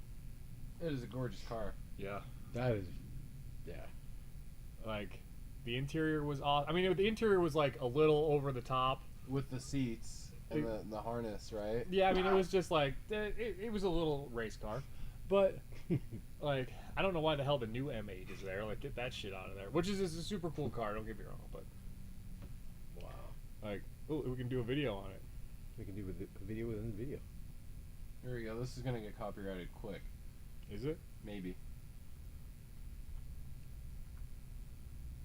Oh, it will. You think it will? Because All right. All right, leave a link. It's to been it. real. yeah, it totally will get copyrighted. Yeah. But you get it. There's car. Yeah, go look it up. Look it up. You two can. That's the one. It was Clinton in '96. I think it was before Clinton. Well, Clinton did repeal Glass-Steagall. Yeah, but I think this was before '96. Oh, right. Like they decided not to bring this stuff. Why hadn't that been a thing for a while? What? I haven't. Yeah, I was just thinking that. Yeah, that was a good. That was actually. Can you Put keep that back there. They were You like that? They were Yeah. big there. Yeah, that's just you could. I could that's read worse. that. Yeah, that's nice. Look at us learning. All right. Otherwise, you just give in to vanity and keep looking at yourself in the camera. Yeah, I mean, vanity's nice. Ryan, so they made E30 or not E91 335Ds in Europe. Our buddy Joe Ryder, I know he made one. He just made a 6-speed all-wheel drive X5, didn't he? He did with Yeah. that same trans. The C. He took like a 335 one or whatever. Yeah. And Yeah, mated thank you. it because you can take the bell housings No, off no, of no. it. I'm saying thank you And for then eating. Mated it to the V8 this away. bell housing one, so you can put it behind the 4.8 and an E53 X5, and then use the transfer case. You guys would are have kind of gone missing on out. like any of those auto cars because they were the same transfer case, and so it's like a manual all-wheel drive 4.8 What? IS. That's badass. It's an Estral blue one. Like, it's a cool car he made for a That's client. super cool. You want to make? You should make one. There's been a lot of people that have tried. I know Besmir. I don't know if he ever finished his. Do you know if he finished his 335 wagon? That was a gasoline though. That wasn't a diesel. Right. That's what he wants to make. He wants to make a 335i Oh, okay. I missed that. Someone said something about a 335D wagon. Oh, is that what he said? And I just didn't see it. Was that the one that said something about bringing it to the States? That they didn't bring to the States. Yeah. So did they make one? Oh, okay. So Ryan, that's wrong though, because all the 335Ds in the rest of the world didn't have our engine. They didn't have M57s. They had N57s, which had like rear timing setups and a bunch of other problems, and were nowhere near as good of an engine as an M57. So that was the one time the U.S. got better stuff, and the reason we got it is because BMW didn't want to take the time or spend the money to certify another diesel engine. So they used the old engine that was like in E46s that we still didn't get, and that's what they sold in new cars in the U.S., whereas the rest of the world got N57s, and they sucked. And that's why E90s and E70s and E60s and stuff that have M57s in it seem to be more reliable than their counterparts, and it's because it has an older engine in it. So. Did not know that. And to answer your question, yeah, Besmer did get that running. See? Someone hit his front end or something though, so it's been sitting. Oh, I don't know what happened. Backed into him or something. Aurora Life. E46 M3 sedan, yeah, that would have been sick. Andrew, S50 B30 Euro heads sort of fit on an M70 on the one side, on the passenger bank. There is no feasible way though to switch the cams around to have the head mount for the driver's side. There's been a lot of research on it. You can look online. People have talked about making a dual overhead cam M70 for a really long time, and It's just not worth it's it. just never. Nobody's taken the time to cast heads because that's what it's going to take. Option F on the website. Oh, that's how you make the X go away. Oh. There you go. Well, I got to pick up my lady from work. Thanks for coming by, Ren. It was good Thank you hanging for out. having me on. It's unreal. Nice seeing you guys as always. You don't want any cake? No, I've still got a whole Chipotle digesting right now, so All right. it's gonna be a bit till I stuff anything more. in there. chocolate and peanut butter. It is. I'm gonna try really hard to go to bed tonight without a stomach ache. All right. I like to wake up with one. I usually go for the headache. Oh, okay. Nice. Have a good night, guys. Cheers. Cheers. I'll slide over. Oh, Ryan had Ronald. What? Ryan. Yeah. Or Ryan. Ryan. Oh. Oh, that sucks, Ryan. Yeah. Get better. Yeah, I hope you get better, dude. How's your wife do? I know you guys are worried about that. Any interest in motorcycles still on or off road? I've never really done any like dirt bike type stuff. The first motorcycle I ever rode was like a CR 250. That was my buddy's, and we were like at a track in Laramie, like a motocross track. And I was just like jumped on it. Like I understood how a motorcycle worked, but I'd never ridden one. And I just jumped on it, did an accidental wheelie for like, a solid 40 feet, and popped it down, then went and hit some jumps, and then went off one and landed way back and whiskey throttled it, launched off the berm, and I didn't get hurt though. It was good, but I really haven't ridden too many dirt bikes. But no, I don't know. I was young and dumb and was fast and did all the sport bike stuff and had cruisers, but just as the motorcycle people say, I like cages now. I prefer cars over motorcycles. Joe and I were having this conversation earlier today about how we're just happy that I haven't died and how easy it is just to go buy something and go. He's back. Can I actually take a piece to go? Yes. He got all the way to his car and came back I for a thought cake. about it and I was like, chocolate and peanut butter? Oh, dude, it is. Yeah, Thank you. that in is your the mouth. shit. That fork knife works good. Right? Mm-hmm. It's because it's so fluffy. So Gorgeous chocolate cake. So Ryan, is saying it was Eurospec S50B32. He's saying that's what people put on the people in Europe were trying to do that. Yeah, there was like that one guy like Wolk or something like that. He made the hybrid like M73 with M70 heads and built a chipset for it. I think he made like almost 400 wheel horsepower in his E31. But I know a lot of people back then were talking about trying to put dual overhead cam heads on it. But I'm pretty sure the block of a Euro S50 is the same as a US S50, so the head bolting is the same between Euro S50s, B30s, B32s, you know, they all bolt the same. It's just that was a really impressive head. Where are you at? Eurospec S50? Past that. So we haven't done an M52 B30 or an M50 B30, but we have always talked about doing it. I bet NA they pull sweet. We do a lot of like turbo stuff, and I don't think there's a huge benefit in doing it for turbo applications. But no, it is cool. It's a super cheap way to like make an S50. Yeah. And then as far as, yeah, exactly. Anything works with enough time and money.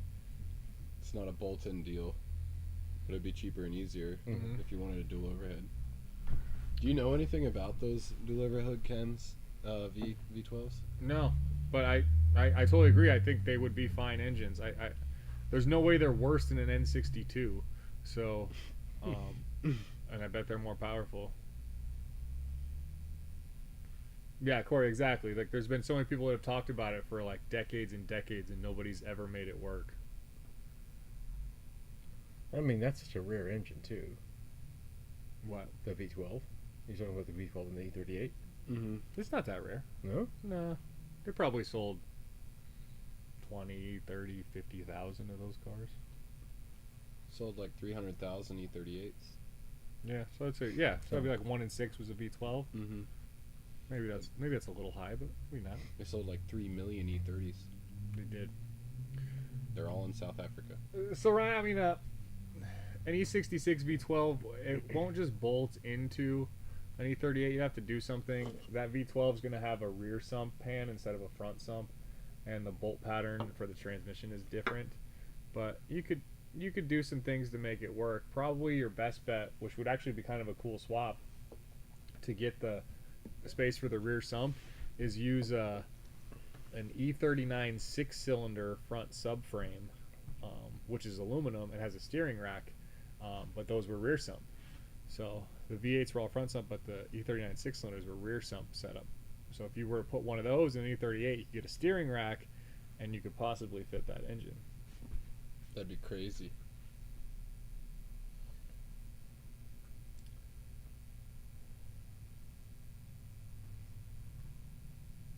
Andrew, that would be a cool swap.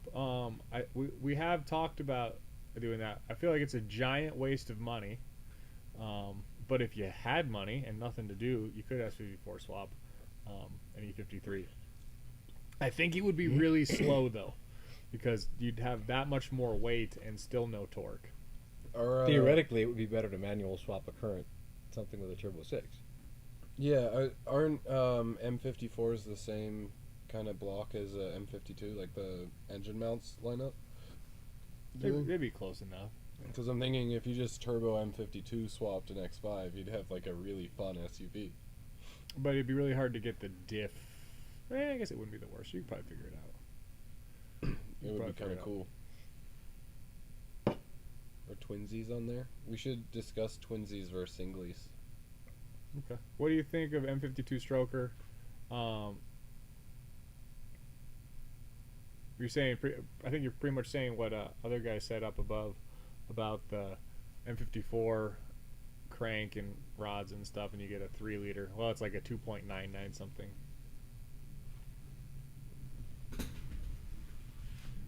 Right, you don't have to change the valves every 15. You just have to do a valve adjustment because they're solid lifters, whereas the S62 is not solid lifters. Hi, Austin. What's up, Austin? I still want to talk, dude. I need to talk to you, Austin. I really want to start moving forward with coming to see you and maybe using your address for certain things. So we should talk soon. Brimmer Barn. What's up, dude? Brimmer Barn, you're the dude with the what was it? Was it an Island Green or a Laguna Green touring at the podcast? Or not the podcast. At the Golden Era show. No, up here.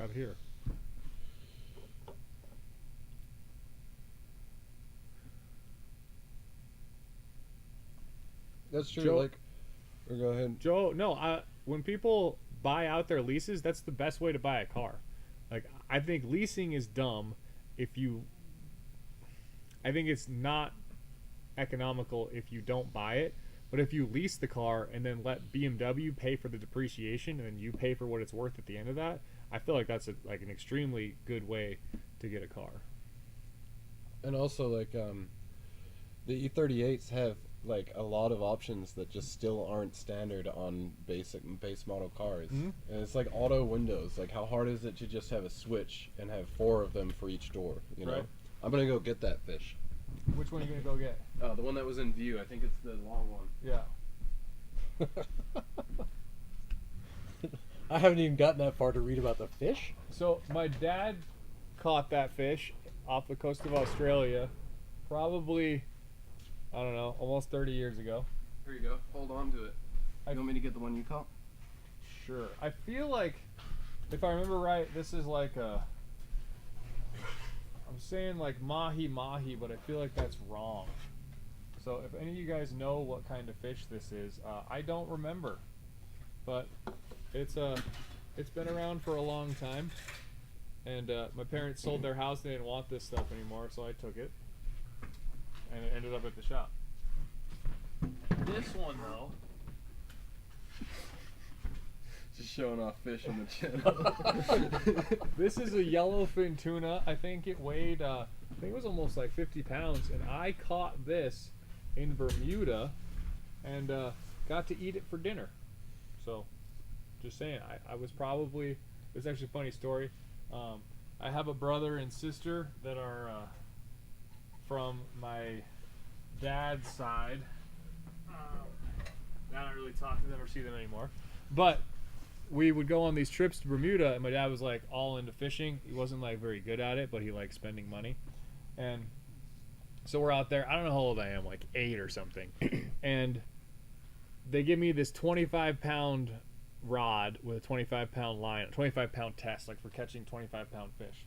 And for some reason, they thought that the fish wouldn't bite the rod that was like not strong. But like, I don't think the fish care what fishing line it is. They're just like, food, eat. So, yeah. Nobody was catching anything, and all of a sudden I'm getting like half ripped off the boat because there's this 50-pound tuna, and I don't know if you guys have caught tuna or anything, but they are hard to catch. They like slam into the... Oh, Rebel. Thanks. See you later, Rebel. There you go. Take it easy.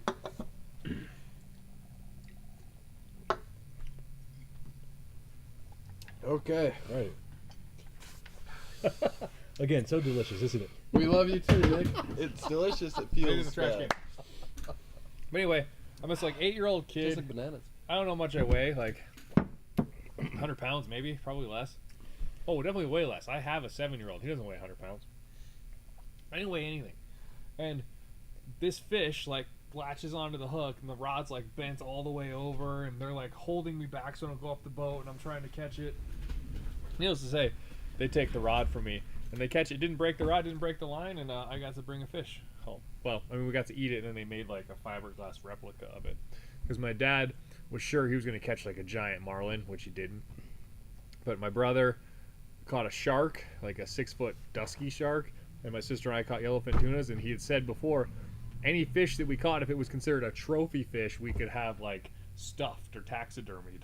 So we all got our fish done, and he didn't get shit, so it was kind of funny. And you got a shark. I mean, that's buzzword.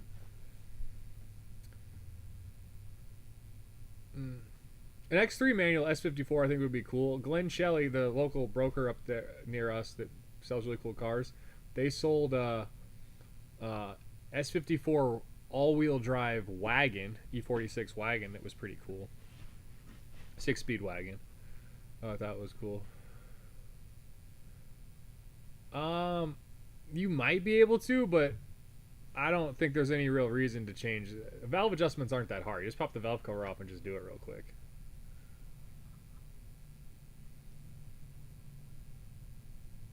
So the diffs in the transfer cases are actually really strong. The only thing I'd be afraid of is that front drive shaft failing that has not the strongest of U-joints.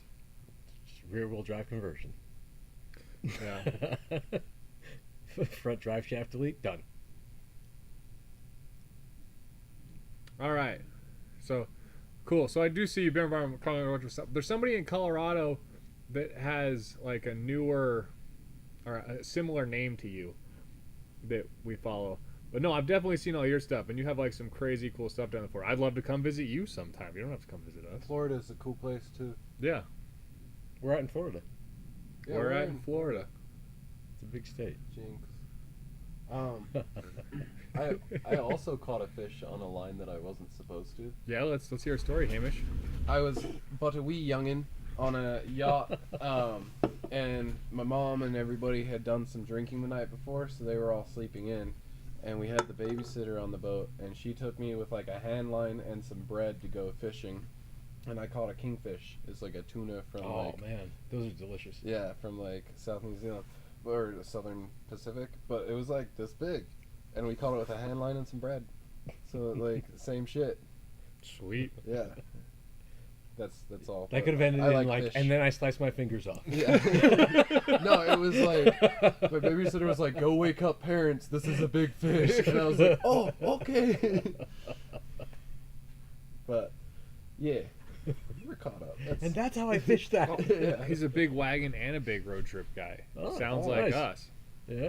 We buy wagons just to take them on road trips and don't know if they'll make it. This is true. All right. Just trying to avoid this, Nick, but we gotta drink more. Yep. What do we got? I guess it's just rum. Nick just chimes in to say, "Take a shot."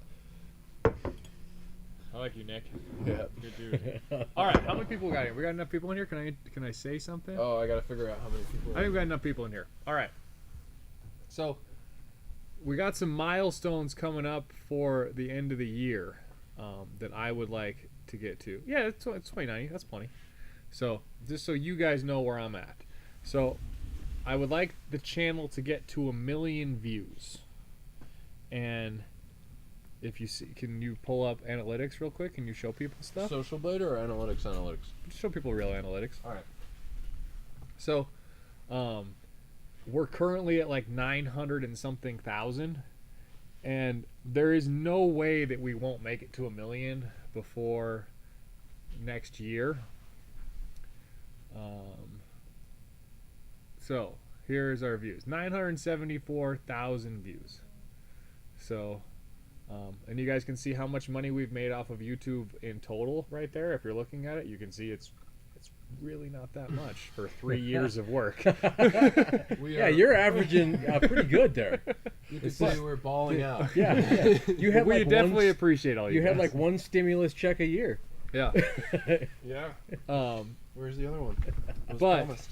What I was thinking is, I was thinking Christmas would have been a good time, but Hamish is going to go visit his brother in North Carolina for Christmas. He's been gone for a while, and I think this is something we should all be kind of doing together, even though we do it. I was thinking I could take one shot for every day that I get to 1 million or 1 million views before the end of the year. Say that again. So I'll take a shot for every day. Like, so say it happens like on December 15th, that's 16 shots. Oh, okay. Okay. Because it happened 15 or 16 days So early. You'll take a shot for every day from the day you get 1 million views. No, I'll take them all on one day. All in one day. I Like, get like you. we will celebrate on New Year's or whatever, like how many days that we got in advance. So I All also want to say the same thing for trying to get 14,000 subscribers before the end of the year. That was looking like we were on track, but subscriber count is kind of like a weird thing in terms of like how it works. Like we'll get like a bunch of views, and then subscriber count will go down. Like it's very all over the place what they do. So pretty much for us to get, we need like 10 subs a day every day for like the rest of the year. And if you look at like our average, we get under 10 a day. We got 230 in the last 28 days. So we need to pick that up a little bit. But like we got 17 yesterday. So like yesterday was a good day. But I'll do the same thing. So like technically, if we could get that done in time, like New Year's could be a pretty rowdy night. It'll definitely be a live stream. So if you want to see that happen, get your friends to subscribe. Watch a bunch of videos. I don't care if you watch them and just leave the house and just let them play on play. But let's do this. anyway, that was a thing. I just thought it'd be, I'm like an analytics guy. I like looking at numbers, and I've been looking at that, and yeah. It's been pretty crazy because we've definitely had like views have bumped since we've done the daily content. And Yeah, subscribers have just kind of done their own thing. Yeah. And it makes 0 sense. Right. Like, it's just the same across the board, if not like a little bit less. Right. It's like, oh, you made more content. And it's like, oh, I get, we're spamming people. They might want to leave, but whatever. Yeah. You know? But anyway, just want to share that with you guys. That's my plan.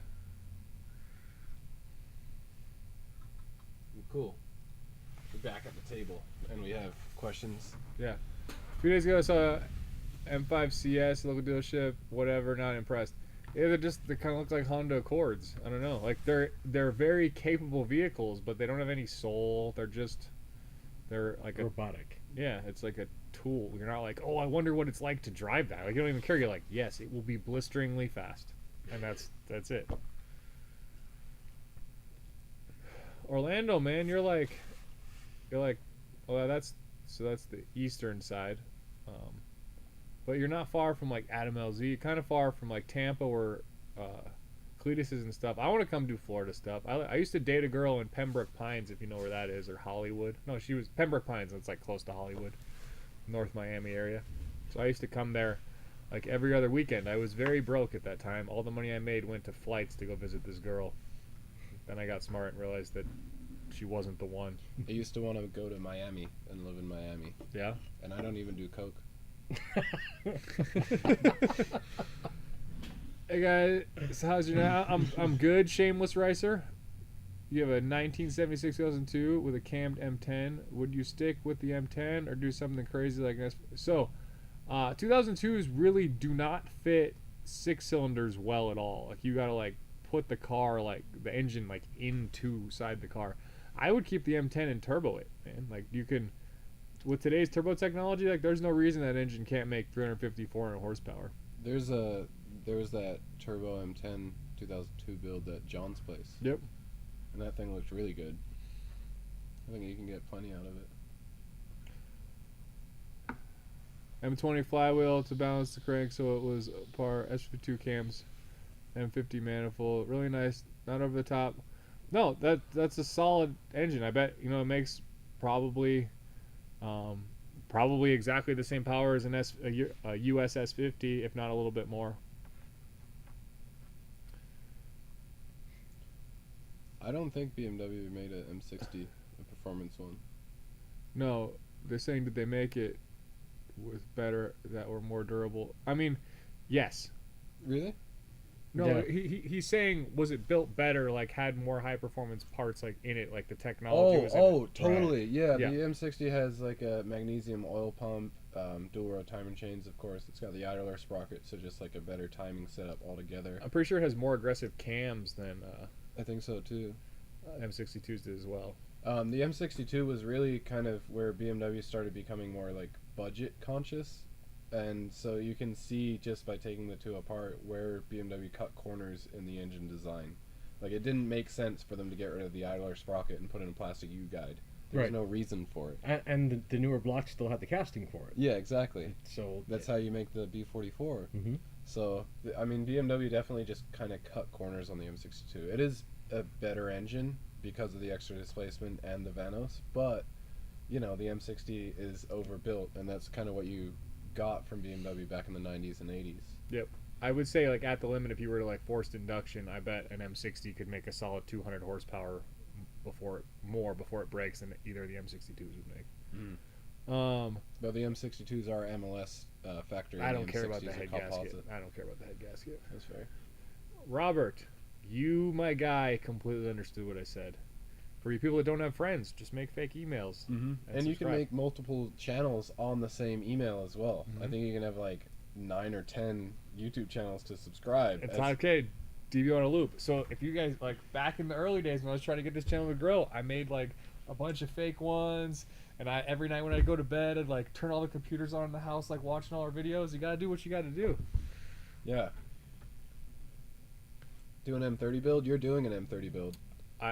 Chris Markey, I am. I have a wagon, a Calypso wagon that want to put an M30 in. I want to do like a V10 bi-turbo like clone, but with modern stuff. So I want to go twin turbo, and I'm gonna do. I don't know if I'll do LS coils, but I'll do like coil on plug and twin turbo. What's up, Garrett? And Austin knows what's up. Answering the earlier question, turbo M10. M10s are the way to go. What's up, Nick? Everybody's joining here late. Right on. And Leroy, you've been here. Thank you, Leroy.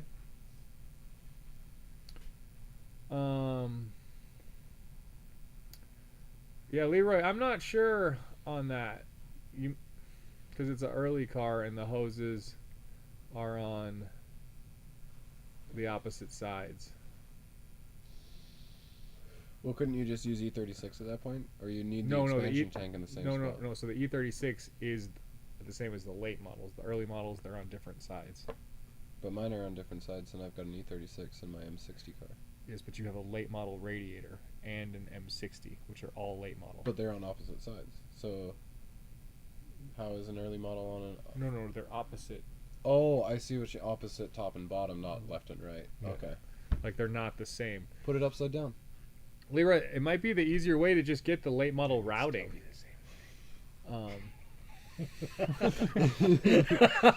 Shapes.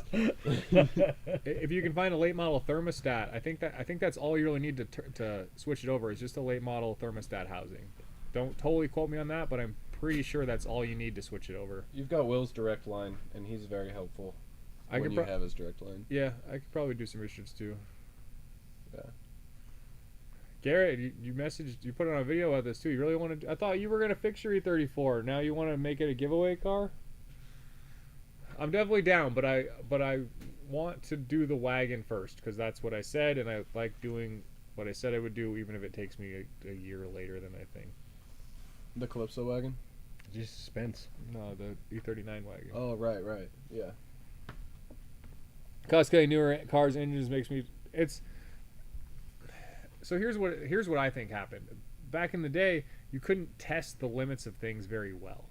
Like you just drove a car a ton of miles or put an engine on a dyno and just revved it for a really long time. And that's how you figured out like, yep, it survived. Now the tests that they can run on an engine, they can run it like exactly to a failure point. They can figure everything out, like down to the gram if they need something to weigh to not fail. So they do that. They just cut it exactly to the line. Be like, is this engine going to last till it gets out of warranty? Yes. Done. Make it. Yeah. And that's what sucks. Because, you can't improve what already happens now. Like, there's no room for error.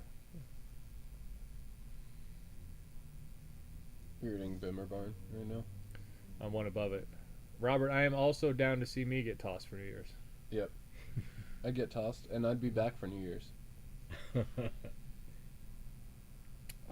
So actually, my buddy Raj, who I used to work for when I went to college in Laramie up in Wyoming, north of us, he wants me to build him an E34 touring EV. And I said I'd be into trying that. So we might be trying to make a EV BMW Resto next year, actually. Which would be really cool. If not, I'll take a look. I know a buddy I used to work for is up in the Ward Ned area, Mm-hmm. and they're doing EV swaps. So they're building, and he likes old cars, so he's doing some resto hunts. Yeah. At least it gets to live in the 2002 after I move it out of the E30. Talking about M10 stuff? I like M10 stuff. Mm-hmm. Bring chicks to read the questions, your channel will blow up. Yeah, I know. The amount of suggestions for getting a girl on the channel has It's been like since we started, people have been telling us. But here's the thing: is like I like all you like normal ass people that like actually know about cars and want to talk about stuff and watch our videos because you like BMWs and older BMWs and stuff. I don't want you to click on our video because there's some hot chick in the picture and she might be holding something in front of a Miata. Like that's not. They feel. But like then you want to grow your channel. Well, there's plenty. So I personally We're out to grow here, my okay? We're all out here, so it's a numbers thing. Yeah. So Corey, if you're all gonna build a BMW, so there's actually one here. Will owns it, but there's an E30 Drift Truck. It's not totally finished, but it is a truck. The rear end is cut off. It's like got like a back half cage on it. It had an LS and a T56 in it. It now currently has an M42 and a Getrag 240 in it though. And ran once. And ran once, did donuts. Stash cam came up. And it's been disassembled since. Yeah, so it's missing some stuff. But Will says he's gonna take it drifting this year, so we'll see. It's a really early video series of ours, but if you want to go on our playlist, it's I think LS Swap D30 or something, and the whole series is there, too. So Rich, I just see M88/3. I like that engine. I don't see any context. It's very similar to the S38 B35. If you wanted to know, it's a very similar engine. So Garrett, I'm definitely down to do it. So I don't have any turbo stuff for it though. Is the only thing we'd have to get all new stuff. I don't own any M30 turbo stuff at the moment. I know where you could get a turbo. I know where I could get a turbo. But we could probably figure out something, just like split whatever people. You can have half of it. I can take half of it if you want to do that. I can't say that we'd make any money though. But yeah, we give your car away. Austin, man, we gotta hang out more. I didn't even know you had an M10 turbo E30. That's cool. M10, yeah, I just said it right. A turbo M10 would be pretty sweet. How strong are they? There's only one way to find. M10s are incredibly strong, especially the older ones. I don't know a whole lot about the 1.8s that came in E30s, but the 2-liter M10s were they were beasts. I did redline a cold M10 once. Yep. That's my memories with an M10. Yep. There's an engine called the Megatron engine. It was 1,000 horsepower M10 that was used in F1, just so you know, back in the day. Worth looking up. It was really, really cool. The Megatron? Yep. Right. 250 horsepower per cylinder. Jeez. Come get it, right? Yeah, no shit. Nicholas, it's not, or Nick Aarons, it's not just thanks GM, it's thanks everybody. Well, in my opinion, that's just what the scientists met the capitalist. Right. It's like, because before you had craftsmen, you had a guy that he wanted to make the last thing that he ever sold you. So if he made hammers, or if he was a blacksmith, it was the last hammer you'd ever have to buy. Right. But then once you sold one to everybody in the town, you were out of business. So if you made a hammer that lasted half as long, you got twice the business from the same people. yeah. And So- then there we go. So Rich, S38, B38 No, blocks. exactly. It's right. It's the whole right. So there's not really anything different from the S38, B38, and the S38, B36 blocks. They do have a different bore, but the B38 isn't stronger. The head is substantially better. But for turbo applications, the B36 bottom end is actually better. And I don't know, you follow our videos, I'm sure you know. So I actually own 3 S38 B36s. And I would like to have them all be force fed. So that is what I would like to do. One of the haters here, I could probably get in contact with them, is we don't tell them this. Yeah, we can get some new stuff as long as it's an easy way to adapt it to some other kind of battery pack and controller and stuff. So Leroy's we just put you in a Speedo. Yeah. Yeah. I'll start hitting the gym more. All right, I like it. GM is the bane of automotive engineering. I mean, they did give up. They did make the mid-engine Corvette. That's true. I saw a TikTok recently, and it's like, is your GM truck making this noise? And it's just kind of lifter tick. And it's a mechanic on the TikTok responding to it.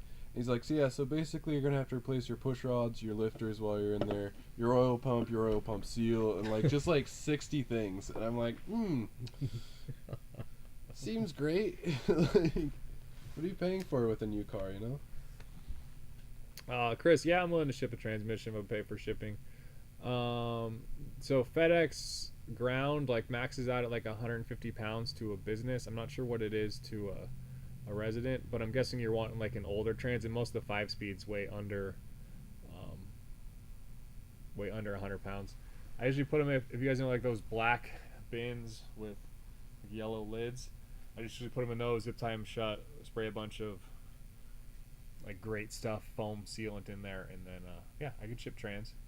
You're just like a couple $100 each, to be honest with you. It's not the worst thing to ship. So if you need something and I have it, I'd gladly ship it to you.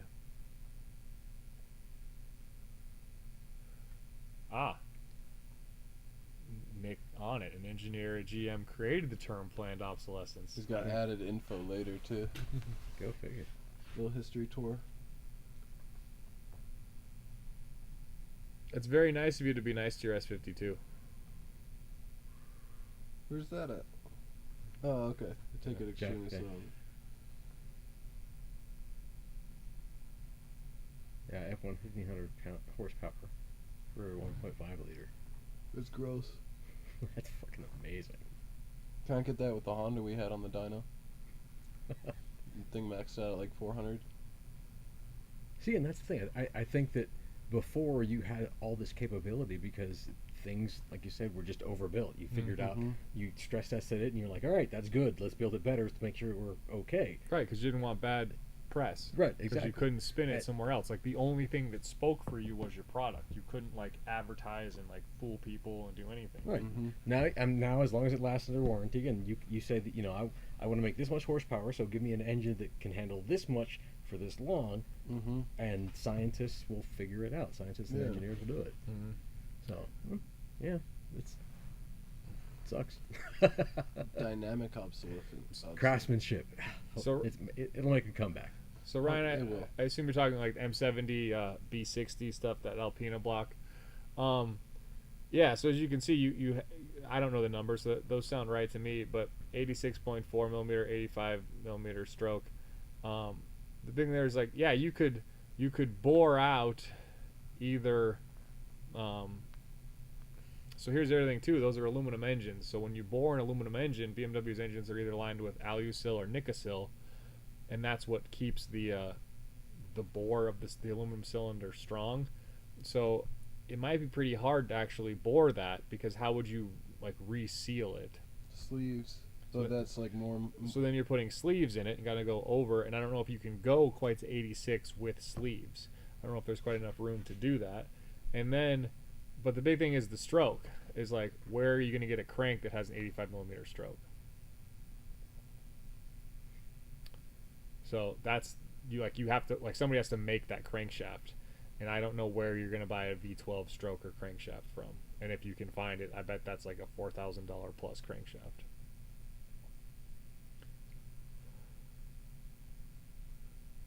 And the mid-engine Corvette, I was actually kind of joking about that because that's what the engineer originally wanted the Corvette to be. Oh, the first one? Yeah. Oh, really? The mid-engine Corvette was first proposed, what, 60s? Yeah.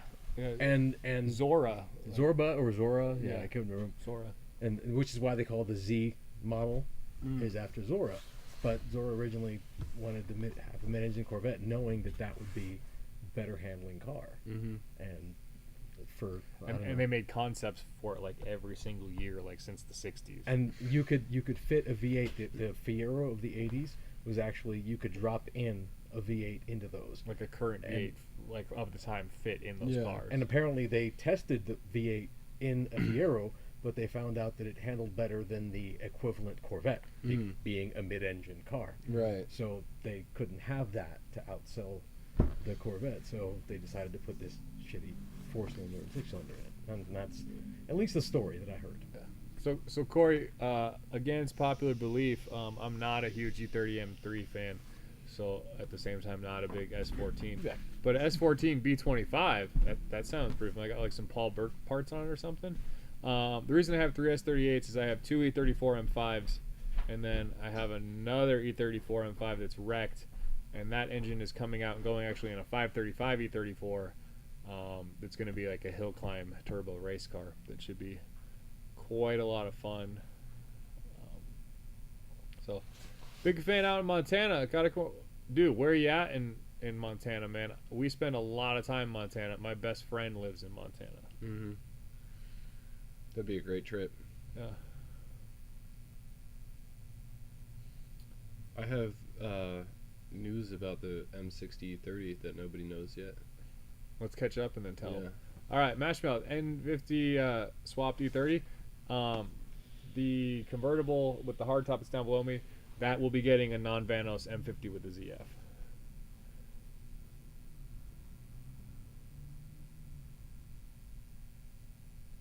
Oh yeah, the Euro S50 is a very pretty engine. Like it looks just as good, if not better, than an S38. Can you make much power keeping an M30 NA? So I don't know if Deontay's still in here. He's got like a fairly aggressive cam and a B35. I don't know. Maybe you could get like 240 horsepower NA with by switching to a MAF instead of the AFM and running a good cam in it. What's up, Jacob? Oh, hey, Jacob. RJ, what? So like pretty much any BMW injector fits in an M20. Like our turbo cars have like Deka 60 pounds, but I don't have any extras right now that are not good. But I'm sure we have some M20 injectors if you just need like some factory M20 ones.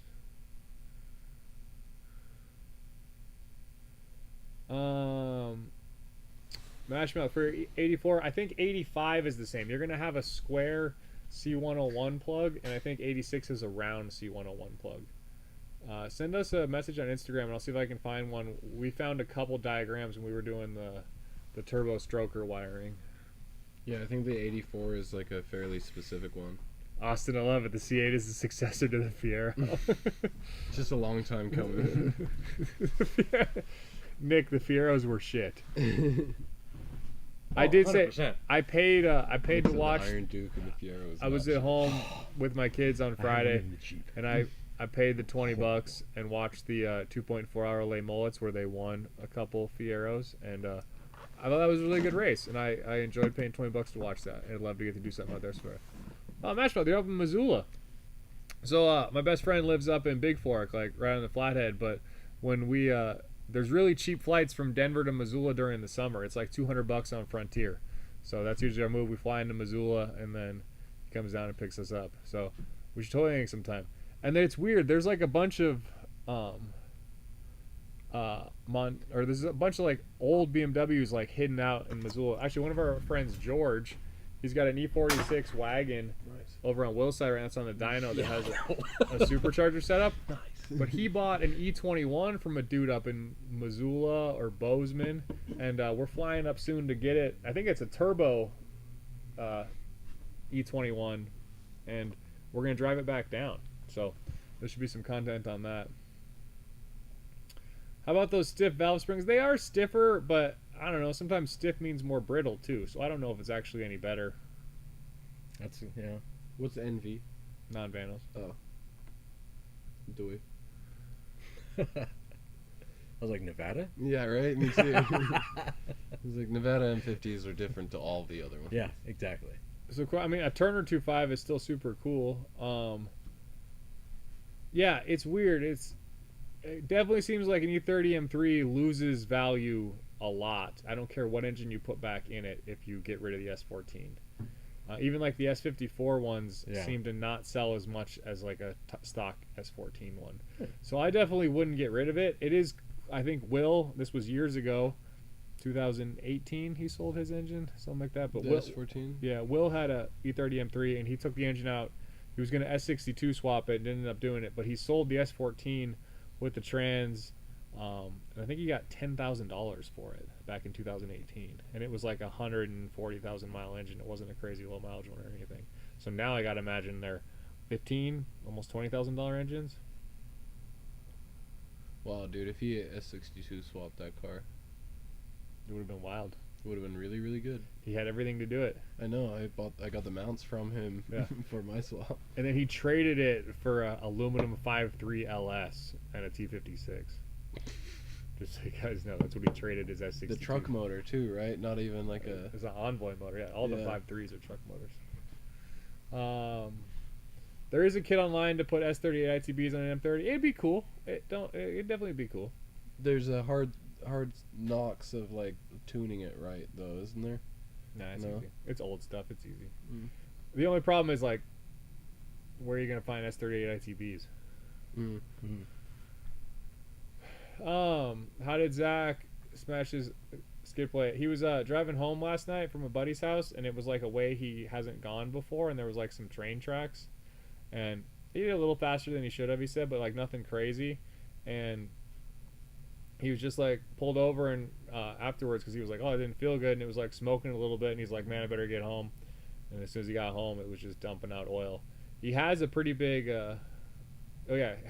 skid plate, but the skid plate is resting against the pan, and he's been meaning to space it down, and he hasn't done it. So he's kicking himself because he just had that pan off to do rod bearings like a little over a month ago. So Damn. So he ordered a new E34 pan today. I forgot he had that skid plate. Mm-hmm. That'd be awesome, Robert. I'd love to come to the Pacific Northwest. We should do tour thing. Oh, it's beautiful out there. Like a road trip with like everybody. I like super it. Sick. A lot of junk E36 versions. Yeah, I mean, there's the junk there too, but like I always look for cars up there because I want to go visit my friend, and like I'll find cool E28s and stuff out in like small towns between like Missoula and Bozeman.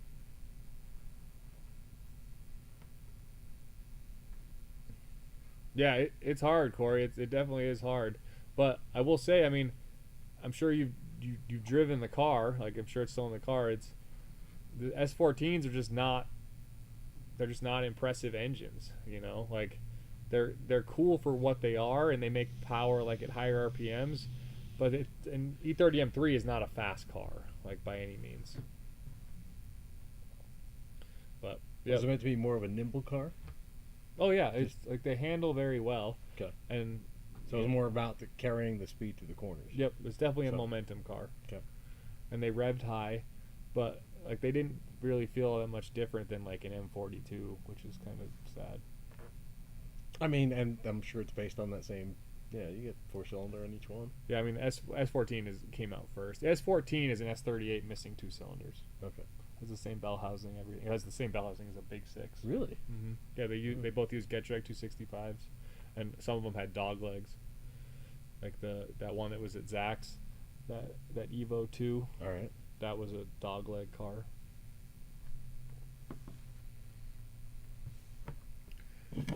Guys, got any other cool questions? What do you want to? Oh no, Hamish. Yeah, we caught I got news. If you guys are wondering what's going on with the M6030, stay tuned. There's a video on that, and it runs. And because it's a podcast, I'm just gonna spoil it. Yeah. It was leaking, and I thought it was catastrophically leaking. But I drove a few times from the house to the shop, which is 7 miles, and the coolant level didn't really change. But I thought it was this plate on the back of the block where you had to remove the transmission and the clutch and everything to get to it. And when I got under there, it wasn't the plate under the block. That It you was- tell me you removed everything. Yeah, I took everything off. I think Friday night after work. I think it was Thursday night, and there's this tiny little pinhole leak on the top of the coolant hose from the crossover to the expansion tank. So I felt really, really smart and replaced that and whatnot. And I've been driving it this whole weekend and everything, and it is so much fun. I completely forgot how great that car is. It's super smooth. It's like ridiculously fast for what it is, and just, I mean, it sounds absolutely fantastic. So I have to stop this update with Andrew saying BMW suck. And Nick, S42 is God's motor. They sound cool, but they sound like unobtainium. It's kind of like a P54 motor. Sounds made up. The S14 is in a billion pieces. I hear that. K-swapping E30, I think it's a great idea, personally. I think K-swapping anything that isn't supposed to be refined, because the K-Series is like, it's not a smooth engine. It has a lot of harmonics to it, but it's just crazy how well they flow, and crazy how much boost they can handle.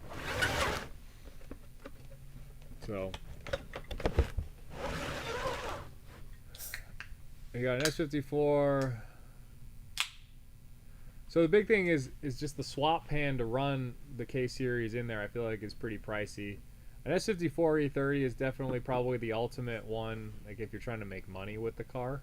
And I bet it's a boatload of fun. I've never driven an S54 E30, but OBD1 M62 would be kind of cool. LQ9, yeah, we didn't really like anything else. Thanks, Robert. Yeah. Thank you. We'll do a live fishing show for you. Andrew, I will get a PDR guy to get a look at those quarter panels pretty soon here. I think the next move is going to be getting a custom expansion tank and like all the oil filter and power steering lines and everything bracketed and mounted. But after that, that car will not. That's the best $5 someone can spend. Yeah. Just to watch three guys go, oh fuck. Yeah. Cheers. Yeah.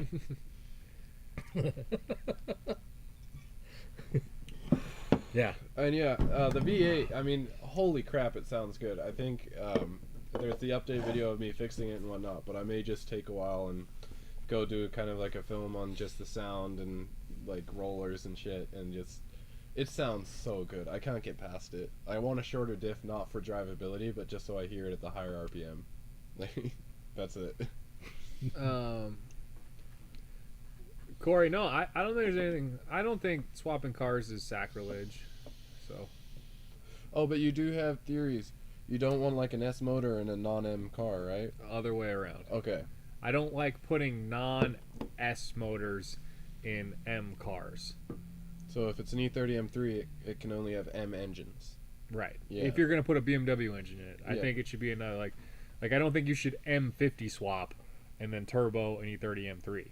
Mm-hmm. Like that just doesn't like do that to a regular E30, or That like makes if you have sense. like an E34 M5, don't put like a M62 in it. Like put an S62 in it. Like it should stay an M engine. Keep that's that the- pedigree kind of deal. Yeah. One thing I missed though, it's up above in the comments, but I saw it. I don't watch a lot of Hoonigan stuff because they just put out so much. It's hard for me to keep track, and I like to the stuff I watch. I don't watch a whole lot of people, but I like to watch everything they put out so I can like follow the story. But I have been watching some of the Carcane Abroad shit, and holy shit, just a bunch of fucking like loud ass Americans going all over Europe, just buying all the coolest shit ever. It has been very entertaining to watch. Like they bought a design edition E30 wagon, like a Daytona Valet one. What? They paid like $1,200 for it. They just bought like super cool, God, yeah. like Audi RS2 wagon things. We got to go over there with like a bankroll. Yeah, no, that's Yeah. what they did. It's just they're just all just rolling around like country to country, just buying cool shit and taking them to containers. That's so stupid. Best car to swap, best engine to swap into it. Andrew, I'm writing that road down. I don't know what's the best car to swap and best engine to swap into it, man. Well, I mean, and each chassis is going to be different, so it's really hard to say. Yeah, but like E30 swaps are pretty good. Like you get a lot of bang for your buck swapping an E30. They're light, they're nimble. I don't know. If I had to pick the ultimate car and the ultimate swap, I would take an E36 and I would put an S65 in it. I think that would be the ultimate car. Wow. Yeah. Chris talking sacrilege. Yeah. Are you talking sacrilege? No. Yeah. No.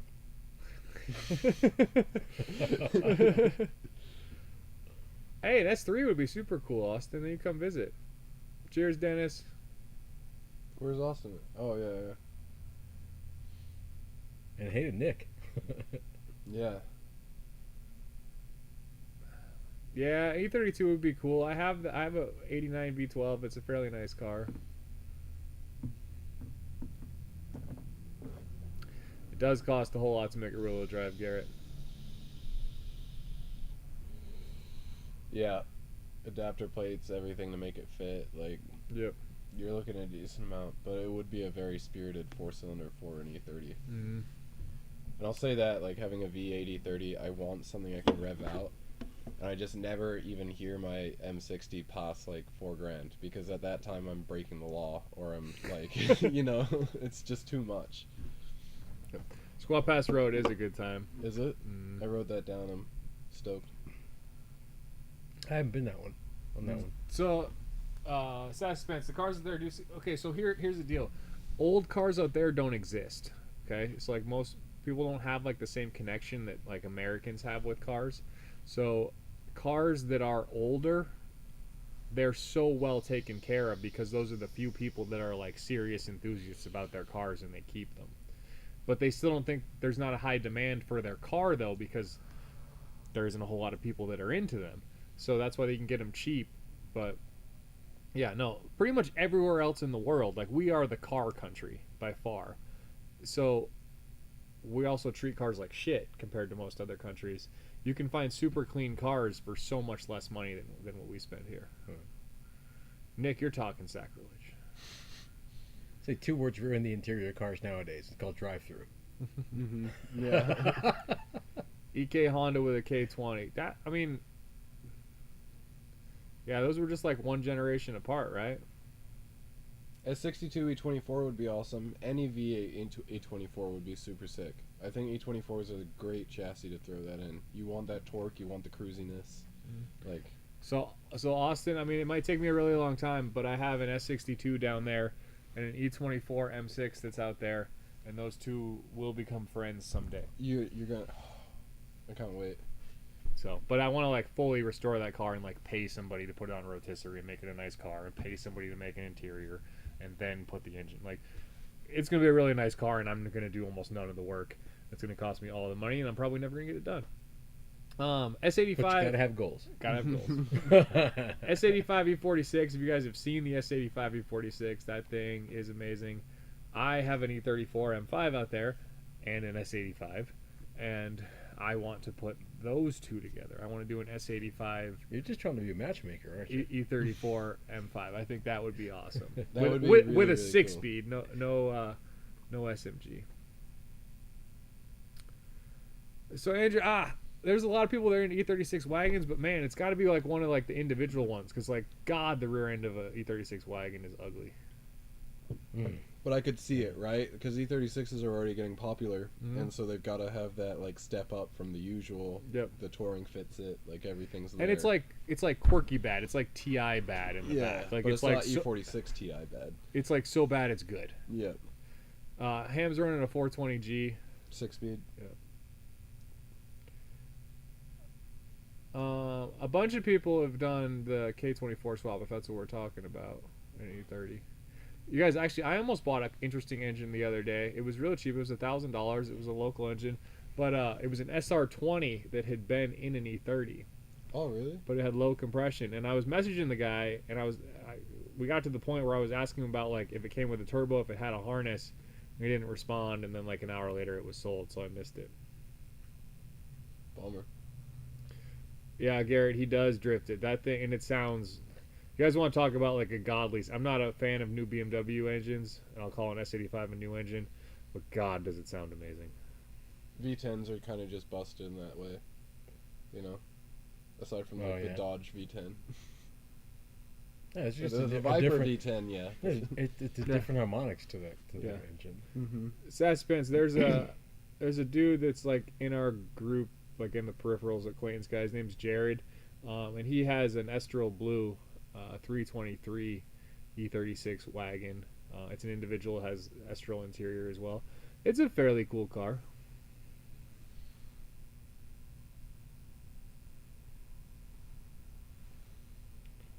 Austin, but see, the only thing is I can't like pay anybody, so that's the problem. I got to find a way to make money, and then I would love to become the Adam LZ of BMWs and just like get all of my projects done by hiring amazing people to do them for me, but I'm not there yet. It'd be absurd. I would strip all your bolts for you and snap your studs. Yeah, Andrew, the one that I'm talking about that Jared has. Sounds horrible, actually.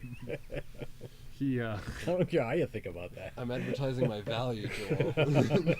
Oh, okay. Yeah. It sounded like you were trying to get a date, but I'm like, going about it the bad way. The wrong way. That one that our buddy Jared has, Alex imported that one for him.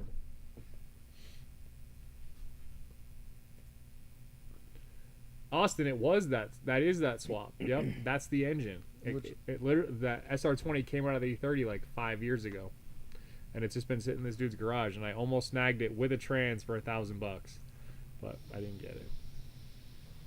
And I got to think, an S13 blacktop SR20. I mean, I know it has low compression, but like they're so easy to take apart and put back together. That's like that's like a $6,000 engine these days.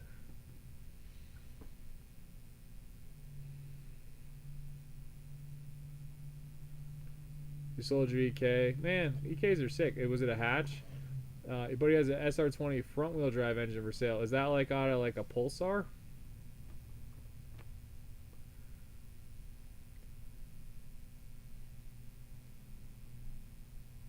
Leave it original. BMWs or engineering works hard. What do we leave in original? I think the SR20 swap and K20 swap, K swaps and stuff.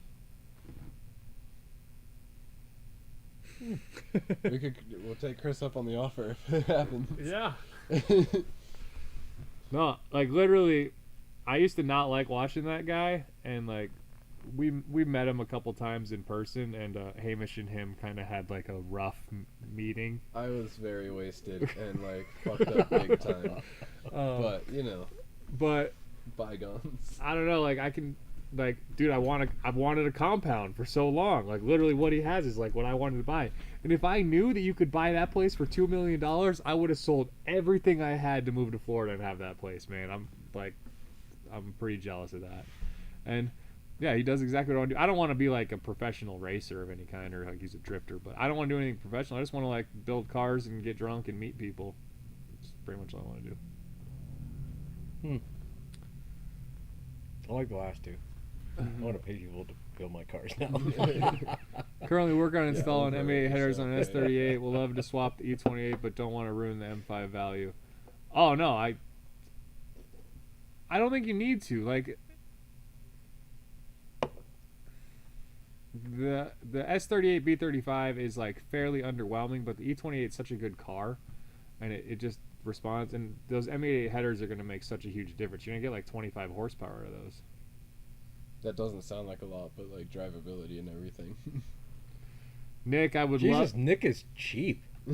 I wish I had $60K to give you. That's fucking cheap.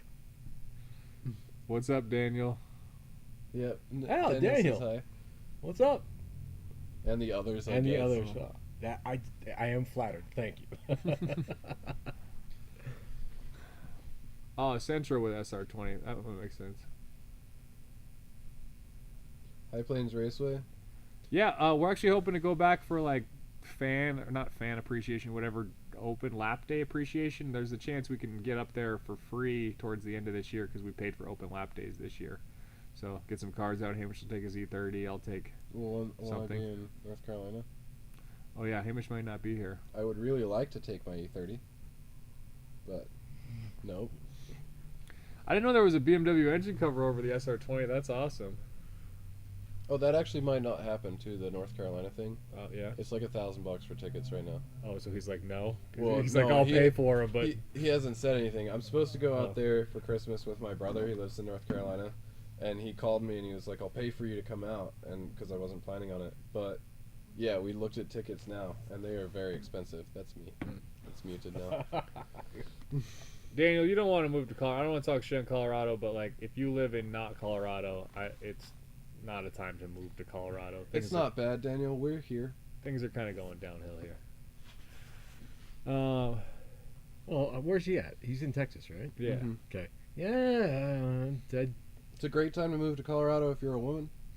I'd say that. From What? Texas. If you're a woman, yeah. Really? The whole abortion thing and everything.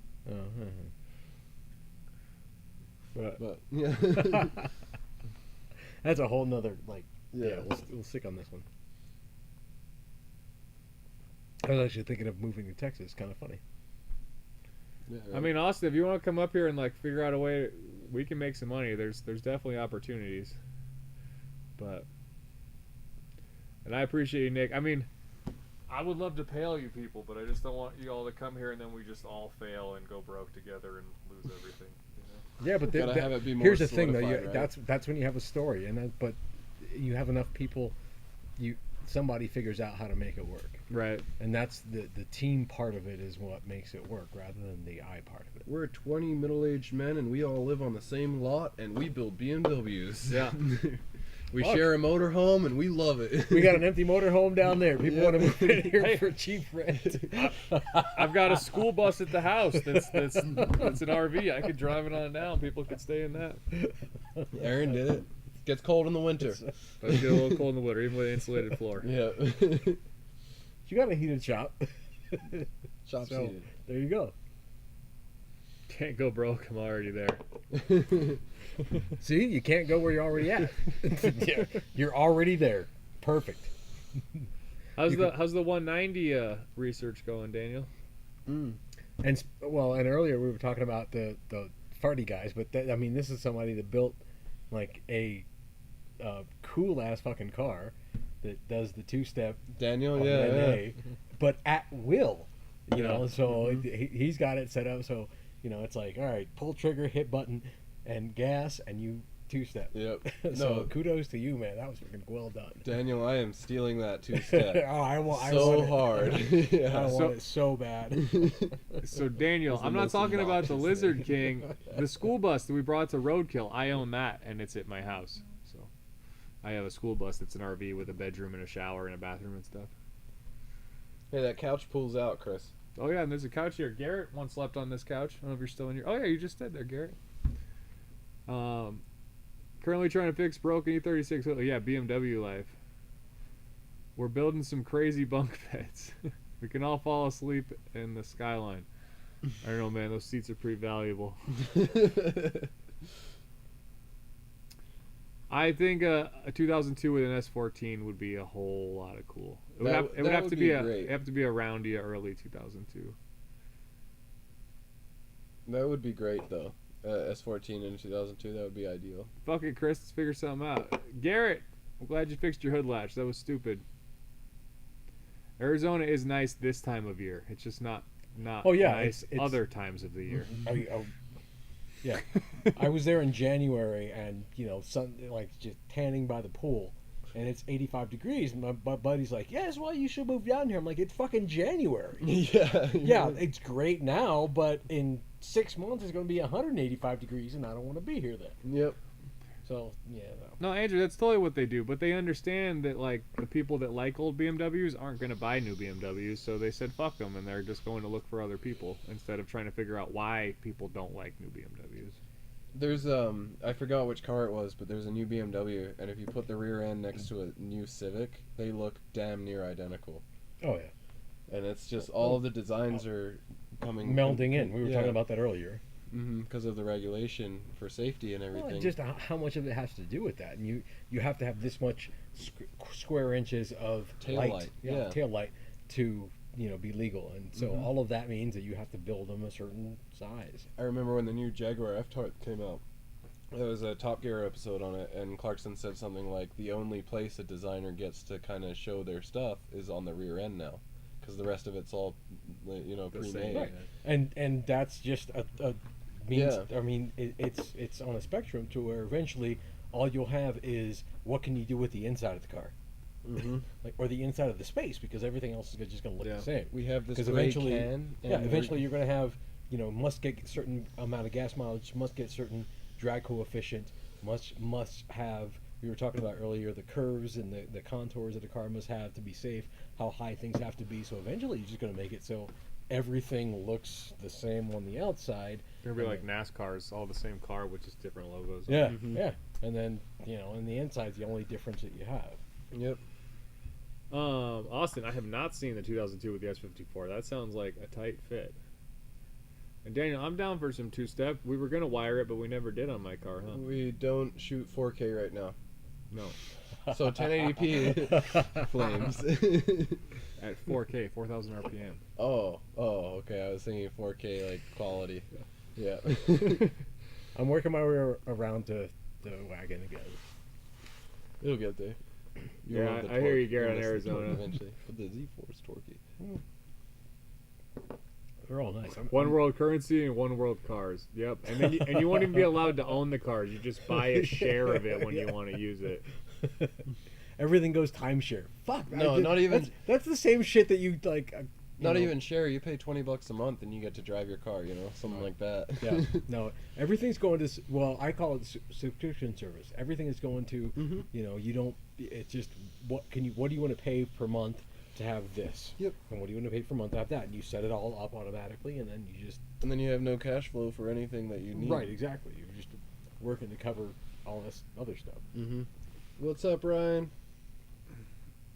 So hey. Chris, I think that's cool. You got E34 parts car. M30 swapping stuff would be cool, but that's what we were talking about earlier. that's right around the time when BMW switched, at least with the 6 cylinders, where the sump was. So with M30 being a front sump, E46 being a rear sump, you're either modifying subframes or finding somebody to build you a custom oil pan and a custom oil pickup, and that's where it becomes the problem of trying to put an M30 in an E36 or E46. You can put it in an E30, but then there's cooling trouble. Man, most underrated car was a 754 turbo. Man, I never even heard of that one. No, I'm just kidding. I know he meant to write 745i. They are super cool. Oh, somebody swapped it. They never came manual from the factory, so somebody swapped that. That's even cooler. Zach has a late model. I guess they were all late model 745s. But didn't you have a manual Wolf? 45 though. Yeah, 45s with the turbo. And mine was an auto. Yeah. And but no, they were super cool. Zach has one out there. It's with the buffalo leather, glass sunroof, rear heated seats, rear stereo controls, rear front power seat controls. He's got a super cool one out there that I hope he fixes someday. Have you seen the new Integra? It's so bad. Can I pull it up? Yeah. All right. I haven't seen it. Take a So break. I'm excited to see this thing. It's so bad. I don't remember what it looks like. It just looks like an old Honda Insight. No. Daniel, M60 E36. I don't think I'm gonna make an M60 E36. But if you DM Supanap on Instagram, Jerry talks about M60 36ing a lot. Yeah, is he gonna do it though? No, Probably it's not. Jerry, but you gotta DM him and be like, I heard on the DBO stream that you were gonna do it. So click on one. Yeah. All right. So here's apparently the new Integri. Integra. Integri. So I would go with the one to the left. No, that's not a real car. But more to the left. Yeah. So that's what it looks like. It's horrible looking. It has nothing to do with an Integra. They brought back a name. You can hate on them or not, but it's pretty much an Accord Cross Tour. Now, type in new Integra render. Oh yeah, they should basically just do what render people are doing, right? So that white one is what everybody thought it was going to look like, and that thing is sweet. And what they should have done. Yeah, any of those. Actually, they're all the same car. Yeah. Like, those would have been such cooler cars. Look at that thing. I would buy that thing. Like, if I was to buy a new car, that thing looks cool. Yeah. Were there early model 745s? That's cool. I didn't know that. Where's Will? My dad tells me he offered to buy my car. Probably. Will tries to buy everybody's car. He's at home playing video games. Yep. He said he was going to come, but then he forgot that he wanted to play video games. Let's not talk about the new Integra. Will already sold it, though. He's talking about his dad's car. Yeah. I heard you make bad. What happened to the Finna Break 7 Series? It's actually at my house. We need to get it back up here and do some work on it. If you guys were listening earlier, I bought another E38, another anthracite one that's really nice. So same color as the Finna Break first one that I want to fix up and like flip it. But we're going to take apart another one to put an engine in that one. So we'll have a fresh subframe and some fresh shocks and tie rods and everything. So we need to get it back up here because it's going to be snowing, and I want to take that thing bashing through some snow with the welded diff. It's going to be fun. What video is he playing? Are you playing a video? Oh, Will is playing Battlefield 2048. 2048 because that's somehow different. He says he doesn't like it, yet he's there instead of here. Build my M20 for me. Dude, you watch the most recent video? They're like the easiest engine ever. You just put them together. Oh, is your Lunacy? Is your dad Ian? That's cool. You got a Techno Valley 36 M3. Will had one of those. Yeah, he had one Techno Violet and one Daytona Violet. He gave that car away because he felt bad for the guy. Because the guy got ripped off by somebody, so Will gave him a car. It was very nice of Will, but it was weird. That is Will's life cycle, Daniel. Yeah, Andrew, it will be a great snow car except for the fact that it's a welded diff. So anytime I'm turning, it's going to be drifting. But it probably won't get stuck because of that welded diff. What's up with the giveaway? I don't know. I thought buddy Diego didn't come tonight. We gave him short notice it was going to be on Monday. But we need to get the website going, and I really want to get that thing going. Our buddy Greg, Boost Monkey Greg, was working on the key stuff for me, but there's just so many damn cars to work on. But I need to get that one going. If you guys don't know, it's a 99 540 Touring. It's black with a mostly converted black interior. All of those came auto, but we're going to be doing a 6-speed swap on it. I have like an M5 front bumper. I have wheels for it. I have coilovers for it. Yeah, it's going to be a cool car, and I want to give it to one of you guys.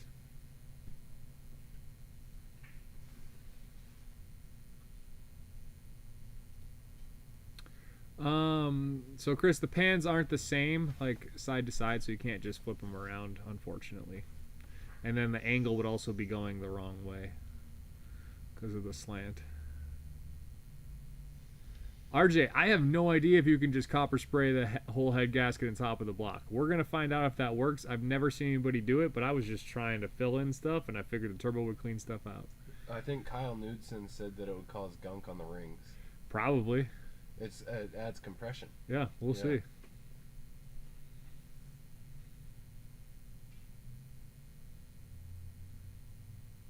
Yeah, I agree. The CTS 5 or CTS V Blackwing 5. Yeah, I agree. It's like super bad. Grinder and welder makes a new pan. Yeah, but it's like it's cast aluminum. They're kind of hard to weld. It'd be cool if you wanted, Dan. I mean, I appreciate you guys, but like there isn't really all that many of you guys. So like I'm really thinking whoever wins our car is going to be somebody we know. Maybe from the stream. Hey, what's up, Roger? Dude, that Amola car. Did you really get that Amola E46 M3 with a hardtop for $9,000? Grinder and welder. Is that like a new dating platform? Well, I mean, part of that is, but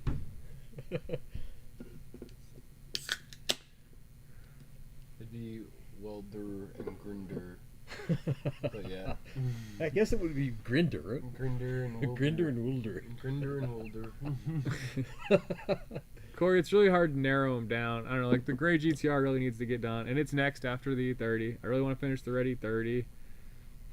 I don't know, there's the Pikes Peak Hill Climb E34 with the Turbo S38 that we're going to be building. You guys aren't supposed to know about that, but I'm going to tell you about it. I really want to do the wagon B10 bi-turbo thing. I want to do the S62 E24. I want to do the S85 E34. I want to do the E36 cart with a non-Vanos turbo. I want a turbo Tinky Winky. I want to get the M52 E36 turbo going. I want to do the Dakar E36 with the 1500 horsepower M50. Like, I want to do them all. M20 water pumps are super easy to replace. You got to do the timing belt pretty much at the same time though, so you might as well. Oh, Dennis, I'm sure there's tons of mixed reviews over copper spray. My shit was fucked, so I was hoping for a miracle. My shit was fucked. Your shit was That was fucked. worthy of a meme right there. Yeah. Ryan, I can ship parts, and I do have a few. Do pull up Roger's Instagram if you can you. if you can find it on there. Don't switch it yet. Just find it first. No, call me Jamie because it's like a Joe Rogan reference. He's like, "Yo, Jamie, pull that shit up." Okay, All I don't right, watch Jamie. Joe Rogan. No, but it's a meme now. Yeah, I do have.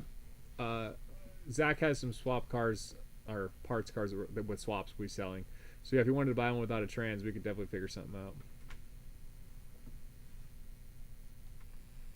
Daniel's asking if you ordered a KDFI yet. And Dan, not yet. Because I've been working on the M54 swapped TI or 318 Ti that I have that no one knows about because just I don't say shit. It's not on there. Yeah. So It was on his story. it's definitely on my list because after driving in your car, that is definitely the way to go on that. So not yet, but I will.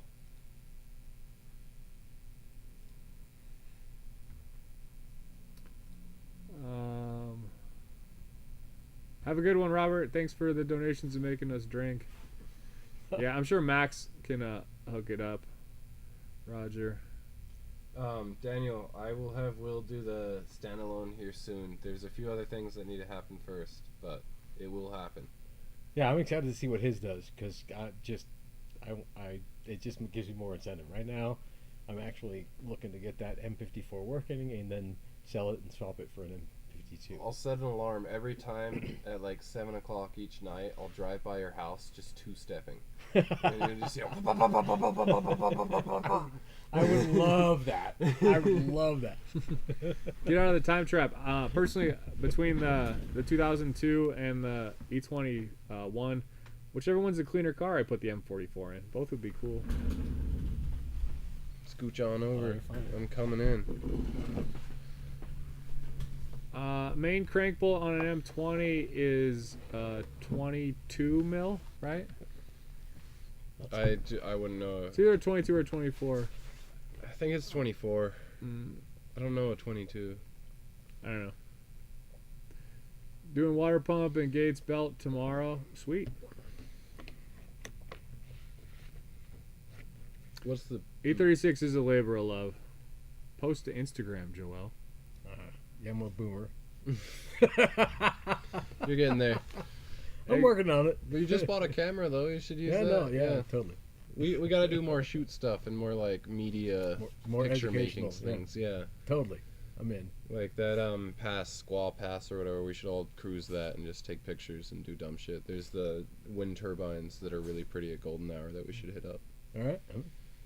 We should advertise some stuff in some magazines. That'd be a good idea. Mm-hmm. Chris Mark, I don't actually know if there's better or worse year M60s. People talk about the intake manifolds being different, that some of them have the velocity stack trumpet things and some don't. Personally, I've never seen an M60 intake manifold that didn't have those. But the M60 was made from late 92 through 95. I'm pretty sure they're all pretty much the same. Yeah, I mean, it also like application-wise though, because the E34 M60s have the oil filter mounted on the front, whereas like the E38 M60s have remote reservoirs. So it's like, depending on what you call the best, it could matter on your application as well, where you want your oil filter housing. Das is the best one. Is Wait, I don't. he's saying to like combine it. Yeah, Daniel. Right. Yeah. Yeah, he's like, the best one is the one you make. It takes two engines. Well, but okay, so I don't get. It's kind of weird the way it's written because it says only available from 92 to 94, and then from 95 to 92 to 03. Well, he's saying you buy the M62 and the M60. He's saying you're combining. Oh, so I'll say this: later model M62s had oil squirters on the block facing like the upskirts of the pistons. That's what oil squirters are. Yeah. Okay. Well, now we know what oil squirters are, everybody. Yeah, so like the later model M62s had oil squirters, and I think they were a little bit redone to just be a little bit better. But they made those even before they went Vanos. I think like 98s had them too. Yep. Yeah, maybe it was the earlier ones had squirters and the later ones didn't. Maybe that's it. Are E39 V8s any good? They're good when they work. It seems like when they're working, they're awesome. They're really smooth and they make good power. They just don't seem to work. Glad that we can teach you stuff, Dennis. Garrett, send a pic, yeah.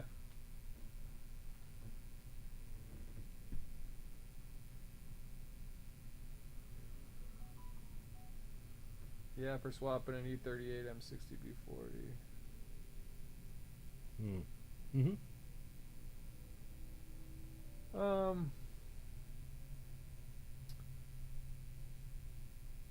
Yes and no on the intake manifold gaskets. That's just pretty much like an early 80s to like early 90s BMW thing. But you might have something wrong with like your actual intake manifold or your head right there, which might actually be the issue. Yeah, that'd be cool if one video went viral. I don't know. It's just so hard these days, man. I don't know how to make like the clickbait stuff. We did really good on TikTok, and I've got a few ideas on TikTok stuff. Yeah, but TikTok isn't YouTube, so I don't care. No, but to funnel it, right? Oh. Yeah, but I don't think it funnels much. I don't know. I think it's worth a shot. We got what was it? 2.06 million views on TikTok. Yeah, something like that. Yeah, I made an account and posted a bunch of videos as a joke. Jeez. As a joke, and then like didn't visit the platform forever, and we came back and it had like 2 million views, and then was removed the day later for community guideline violations. It was a video of Chris driving a Mazda 6 into a wall. What? I was trying to drive it on 2 wheels, and so I just kept crashing into a wall. Yeah, you know that ramp back there? He was driving up on the ramp trying to get it on the 2 wheels. It's a good video. Yeah, Roger, TikTok is really uptight, but also super lenient. They really like horny people. That seems to be their main like audience. Horny people? Yeah, no, if you go on there, it's like porn, basically, like softcore porn. Yeah, yeah. That makes sense. Sex sells. And it's all like teenagers and shit, so I mean it works for them. God, that makes so Corey, much sense. you are right about that. I'm pretty sure the M60 political non-Vanos anyway. or M62 non-Vanos engines had flat pistons, and then the Vanos ones had dished pistons.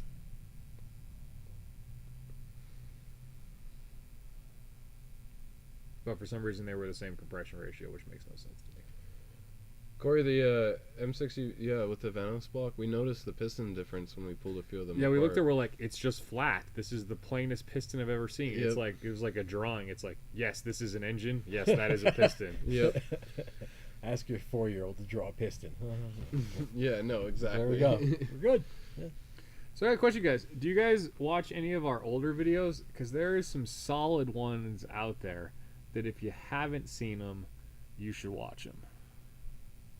Yeah, Kansas. How to buy a car in Kansas. So if you guys haven't seen how to buy a car in Kansas, the homework assignment, watch the whole video of how to buy a car in Kansas. It was while we were building the very first roadkill car, and it was an epically good video. Was there some other good videos that nobody watched? I mean, there's a few in there for sure. There's a ton. You just got to watch through them all to find Yeah. your favorite. There you go. Go through all of our videos. Have you guys watched the one like where I tried? I'm like, come on, marketing. I think it was called How to Kill a How Old. True. The video was from the beginning of 2019. Another good one would be like How to Kill a Car, and it was like an Altima, and I jumped it off of the cliff in the back of our shop. That one was pretty good. I really liked that video. That one was good. We did the E30. See, and so far you're supporting, for me, the reasoning behind why you should have some chick with big tits like doing shit in your garage for no fucking reason. Yep. Because you want to grow your channel. So, and that dumb shit's kind of fun. It is. Yeah. But you also have such a wealth of knowledge that you can share with people too, just on the stuff that, the questions that you've answered here. Yeah. All of the information that you have is locked in there until you share it in times like this. Yeah. Dude, episode 7, Boost Beer and Bleeding Oh, Ears. dude. That was a great one. Chris cosplayed Mr. Worldwide. Oh, dude. What? Yeah. Dude. Yeah, I don't. Yeah. All right. I gotta watch that one. Will it give you a copywriter? No, No, none of 'cause our own stuff. Okay. Yeah. Do you just play it? Can you play it for them real quick? Yeah, I can play a few little things. Like- Do you want audio on there too? Yeah, they gotta hear it. Okay. So like, guys, like this is Are you kidding? With a episode mouth that big? episode 7. This is like this must have been like our 9th video or something. And like, look what we did back then. Ooh, look at that E34 M5 Apparently on the there's lip. 0 audio, so I gotta, work on that. Okay. Maybe. Oh, yep, it's muted. There you go. Well, since I was 17.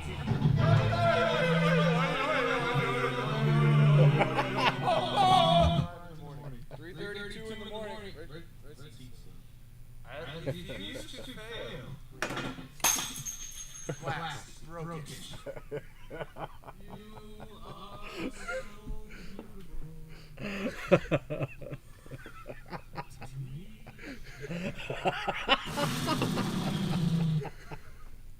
You get the idea, and there's the Turbo M30 at the end, so it all rounds out. It was just so good back then. I don't know if we've gone Make sure to wrong like this or video. what, but the video has 242 views, and it was fucking good. I agree. That was amazing.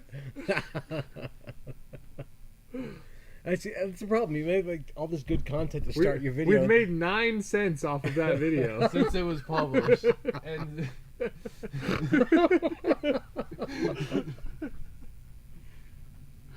I had never seen that. That's freaking awesome.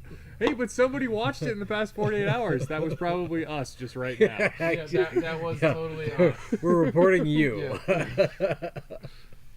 If you could do an IP search, you'd find this computer right here. Just look at it. There's some homework for you guys, basically.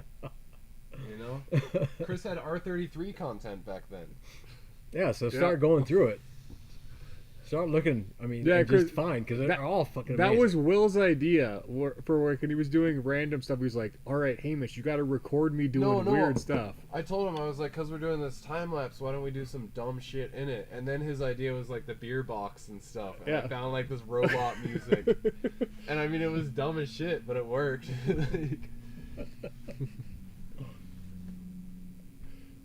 Yeah, Daniel, you should go watch that stuff. Like those old videos were awesome. And there's still good stuff. Okay, you should do Will's workout video. Oh yeah, Will's workout video is we can just do it. It's 2 minutes. Yeah, we should play that whole video. Do we want to see that? All right, Yeah. 2 minutes. All right. 2 minutes you won't regret, just like X. All right. This is great. Moving over. If you guys want to get ripped at home, this is how you're gonna want to do it. You know, ever since I got YouTube famous, you know, with all my 55 subscribers, 56 now. People ask me, they're like, "Hey, Will, how do you get so jacked?" So I have no idea what's going on at this point. Like Will's just like grab the camera. First thing you need to do, you need your pre-workout, okay? The second thing you need to do is you need your second pre-workout. There we go. That's for number 1. Number 2. Alright, you get that going. And then it's time to get jacked, boys and ladies and gentlemen. Woo! Oh, and starting off with a couple of inverted transmission pull-up things. Go behind the head. You want to get it going. Really get it going here. And then you can do the old reverse, and you get the sideways going. You just get it going. You just flip it around, whatever, you know. Just keep pumping it. Get the tries going. Chris. No, maybe do some hands. Like that, let's flip to the shoulder. And then, normally what I do is I'll come over here. No, over here. I'm gonna go to this one. Get a little gorilla hand going. Alright, I wanna hold myself here. Do some sit-ups. You know, really get the blood flowing. Okay, that's great though, because we have a Style 65 in the back and like a fuck ton of M20s. Like, especially at 56 subscribers, you're like, who the fuck are these people? You know?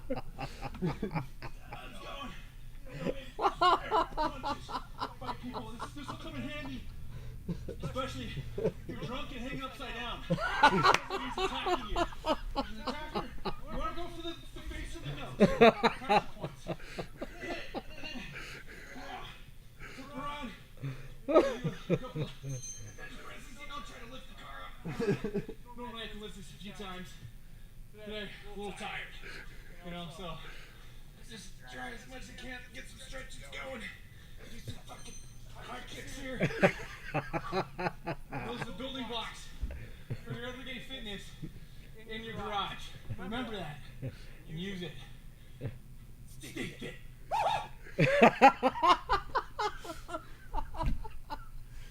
Hey guys, I don't even think he was that wasted, to be honest with you. We were just working on the car, and he's like, "I got this. People are gonna love this." And then again, And it's just like nobody ever watched that video. It's like we made videos we thought would go viral. They never did. Instead, a random S54 teardown video went slightly viral. I'm gonna download that and like TikTokize it. Yeah. Because if I put like the captions in it and like that kind of shit, it might work. We'll see. I mean, but the Will's workout video. Yeah. Because it's in the format. But that's like anything. I mean, you know, your artist will come out with new ideas, and it'll take a while for people to get attracted to that and get that bandwagon rolling, and then you'll have all the stuff that got you there that no one ever saw. So I mean, perfect timing, because that was fucking amazing. Chris, you're totally right. Will's like that guy that was like over 500 pounds at the end of dodgeball.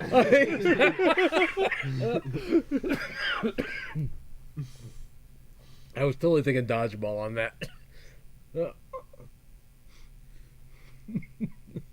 Oh yeah, remember when he shot the Mercedes? Yep. I forgot about all that, dude. We had some dumb shit. The indoor burnout. Yeah. That Our was first absurd. video was an indoor burnout. And just to say, like a lot of other channels started doing it. Nobody was doing indoor burnouts when we did our first indoor burnout, and then it became a thing. You remember when that was? We had Well, to because repost- Will deleted it because he was embarrassed. So then I had you put it back up. Yeah, we just have to find it. Deleted scene. No, keep going down. What is that one? What? The deleted scene one. Oh, remember that was the thing. Was all the outtakes that was hilarious. That No, you that made. we had blooper reel as well. So what is that one? I don't know. I don't know. We don't know our own videos. This isn't looking good. See, but this is when you make videos of you reviewing old videos. We're good? Yeah. All right. Okay. So team, we're building shit.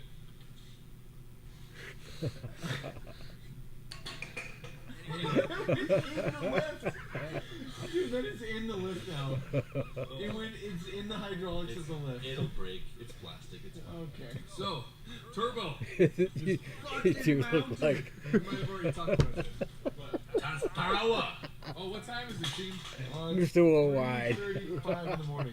3:32 in the morning. Right there. It's Wednesday, January 16th. At this point, we're trying to leave tomorrow. Yeah. They're like, fuck, we're too drunk to figure out what tomorrow means. She's mounted. Grill mounted. I did think I might put fog lights in though.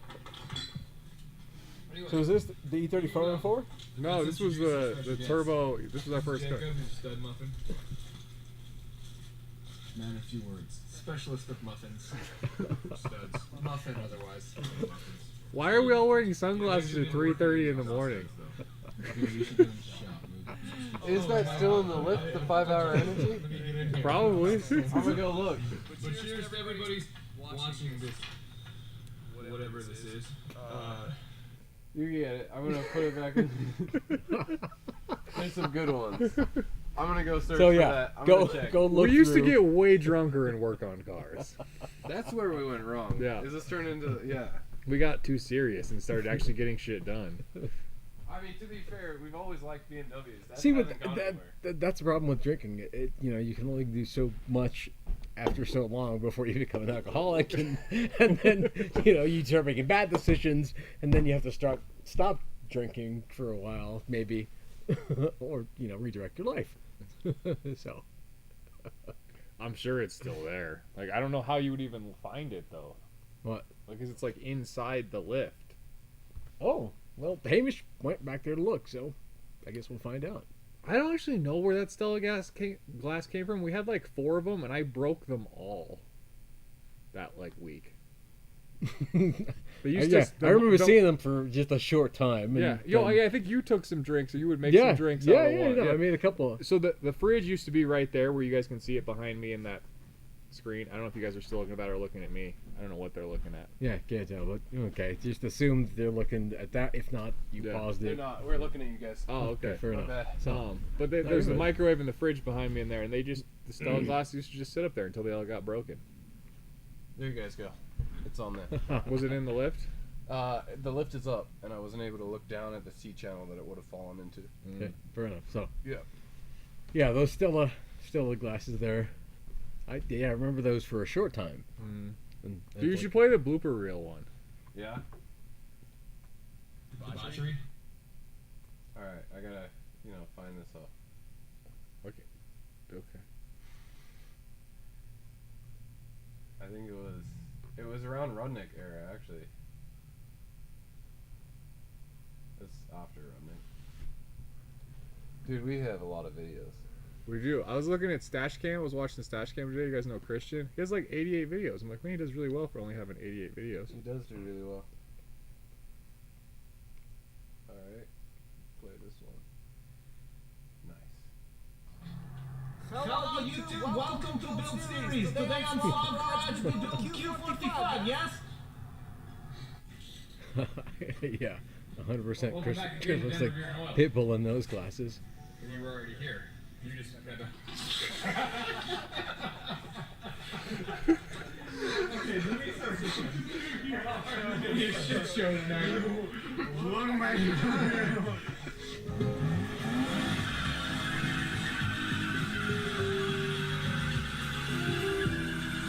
I love the music in contrast to what's going on.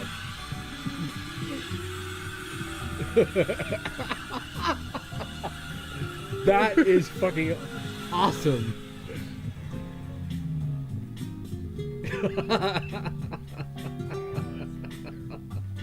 Hamish, well picked. Let him do one? This is the most awkward conversation. You just gonna giggle the whole time? It's recording. Alright, guys. Conclude this video. We got the front brakes put back. Alright, we're gonna move some brake calipers. Maybe. Power tools.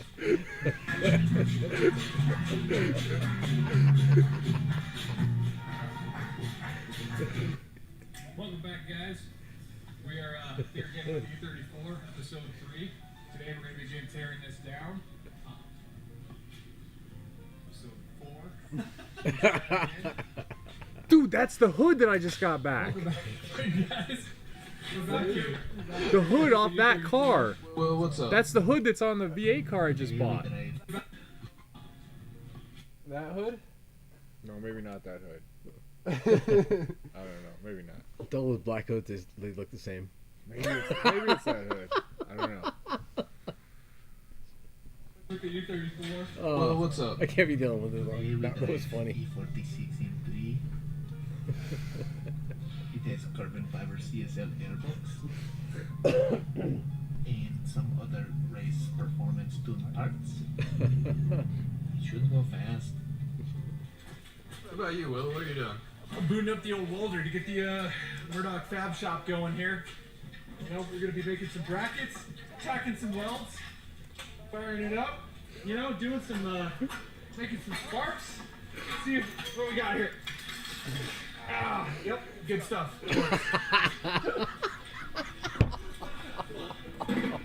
Right on the fucking rotor. Chris is yelling, "What the fuck?" in the background.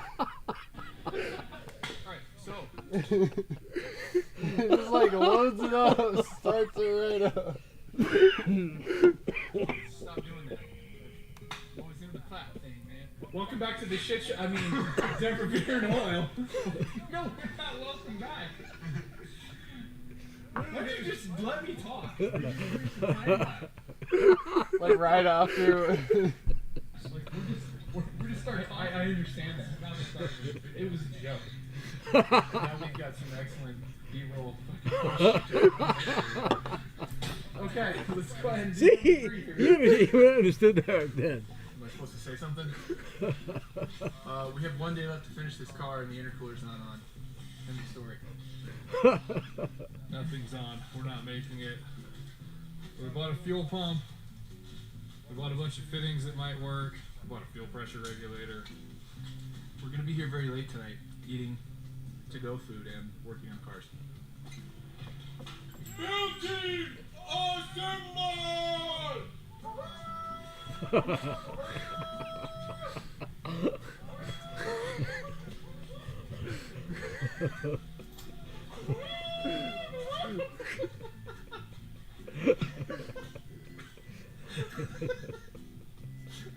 I have to see how that looks. I thought I was gonna get a better. Sure. Okay. What is this one called? It's called the Leaning Tower of Japan. Leaning Tower of Japan. Oh. When did I hit it? Little sleep. I went really hard that way. Oh, dude, I just caved this door in, and it's on your fender now. He's like worried about the body parts as you're scrapping it. Totally fucked that door. You guys, that E30 on the lift is the E30 that I just got running. 1, 2, 3. 1, 2, 3. Go Will. He just fucking.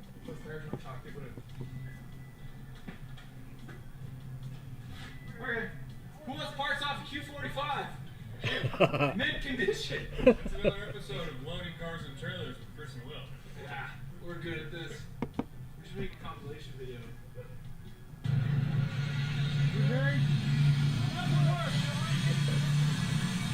I remember that car. That was a while ago. I remember It was a that long car. time ago. Yeah.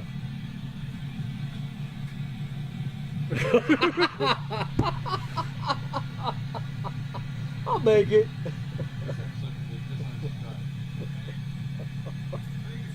Dude, don't break your truck and your trailer. Seriously. Just back up. Back up, man. I'm not doing dumb shit, but this is for no reason. You can get a better angle at it. Try to get a lot better, you can get a better I got angle. torque. Yes, you can. Torque is Like, God. do I give a fuck? Torque is God.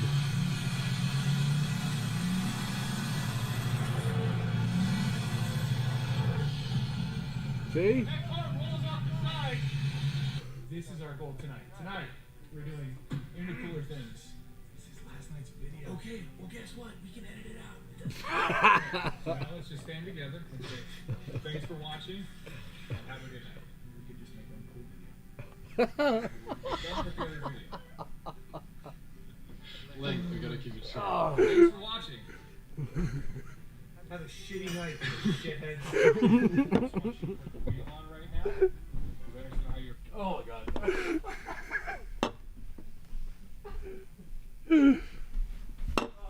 Man, Alright, how many people are still watching? back in the day videos. We gotta do more like planned night get drunk videos. Yeah, and I agree, Gary. We gotta bring that shit back. Where it's not, where we don't necessarily We're have like- to get anything done. We're like a real serious group now. I feel like we were much more like Rudnicky back then. We didn't know shit about. I mean, we kind of knew shit about cars, but we didn't know what we know now, and we never really got anything done. But we tried really hard. Oh, why is it so zoomed in? 'Cause that's how we. I have like tears in my Yeah, we eyes. got 24. We're chilling. There's 24 of you angels on here. Thumbs up for being angels.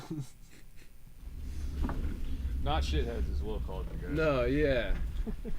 But there's some classics on there. We should definitely bring some back. Yeah. Have like a 3-shot minimum entry, and then like do like a night thing. I don't know. I like it.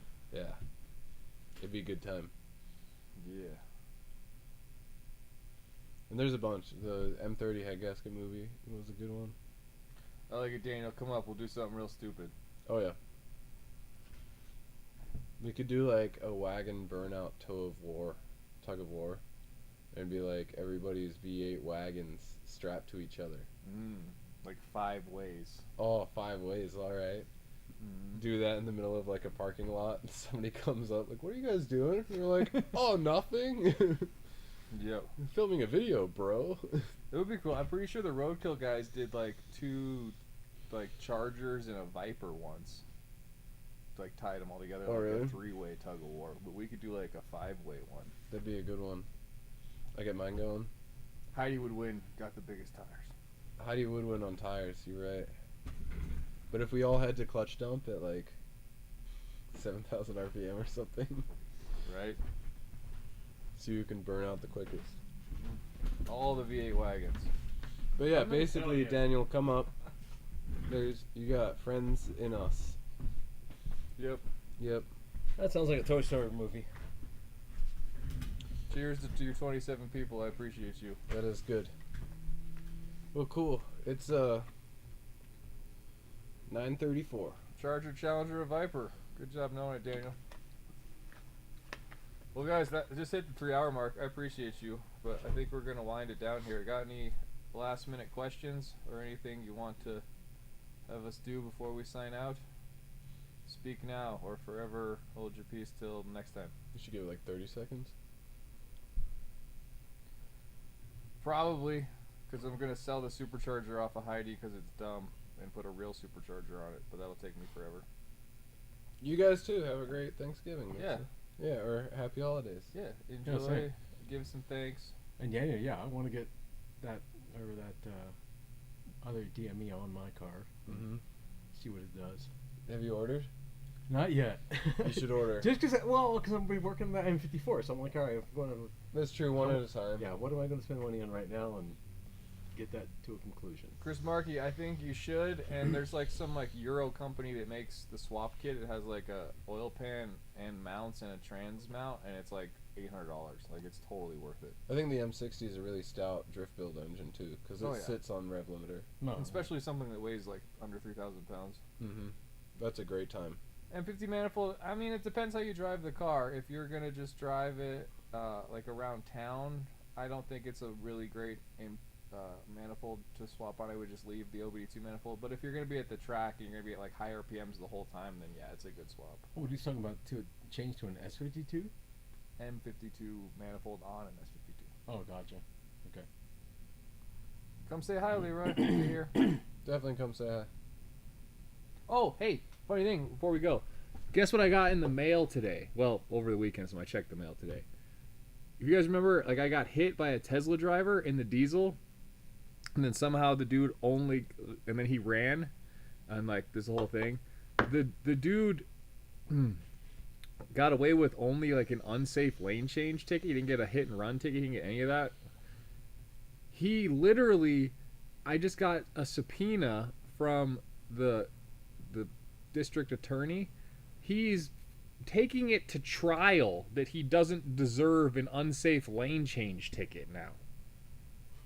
After the dude hit me, ran me into the median, and then proceeded to run away afterwards. He thinks he shouldn't get that. He's working on everything. So I have to go to court. That's court calling now. It's my wife calling. Well, the law. Court's on the phone. But I have to go to court in December to this dude's trial. Like, it's fucking stupid. If you're gonna build a drift car, weld it. If you're gonna use it on the street, get an LSD. I don't have any extra M60s at the moment, but I may have some in the near future. Not another teen movie.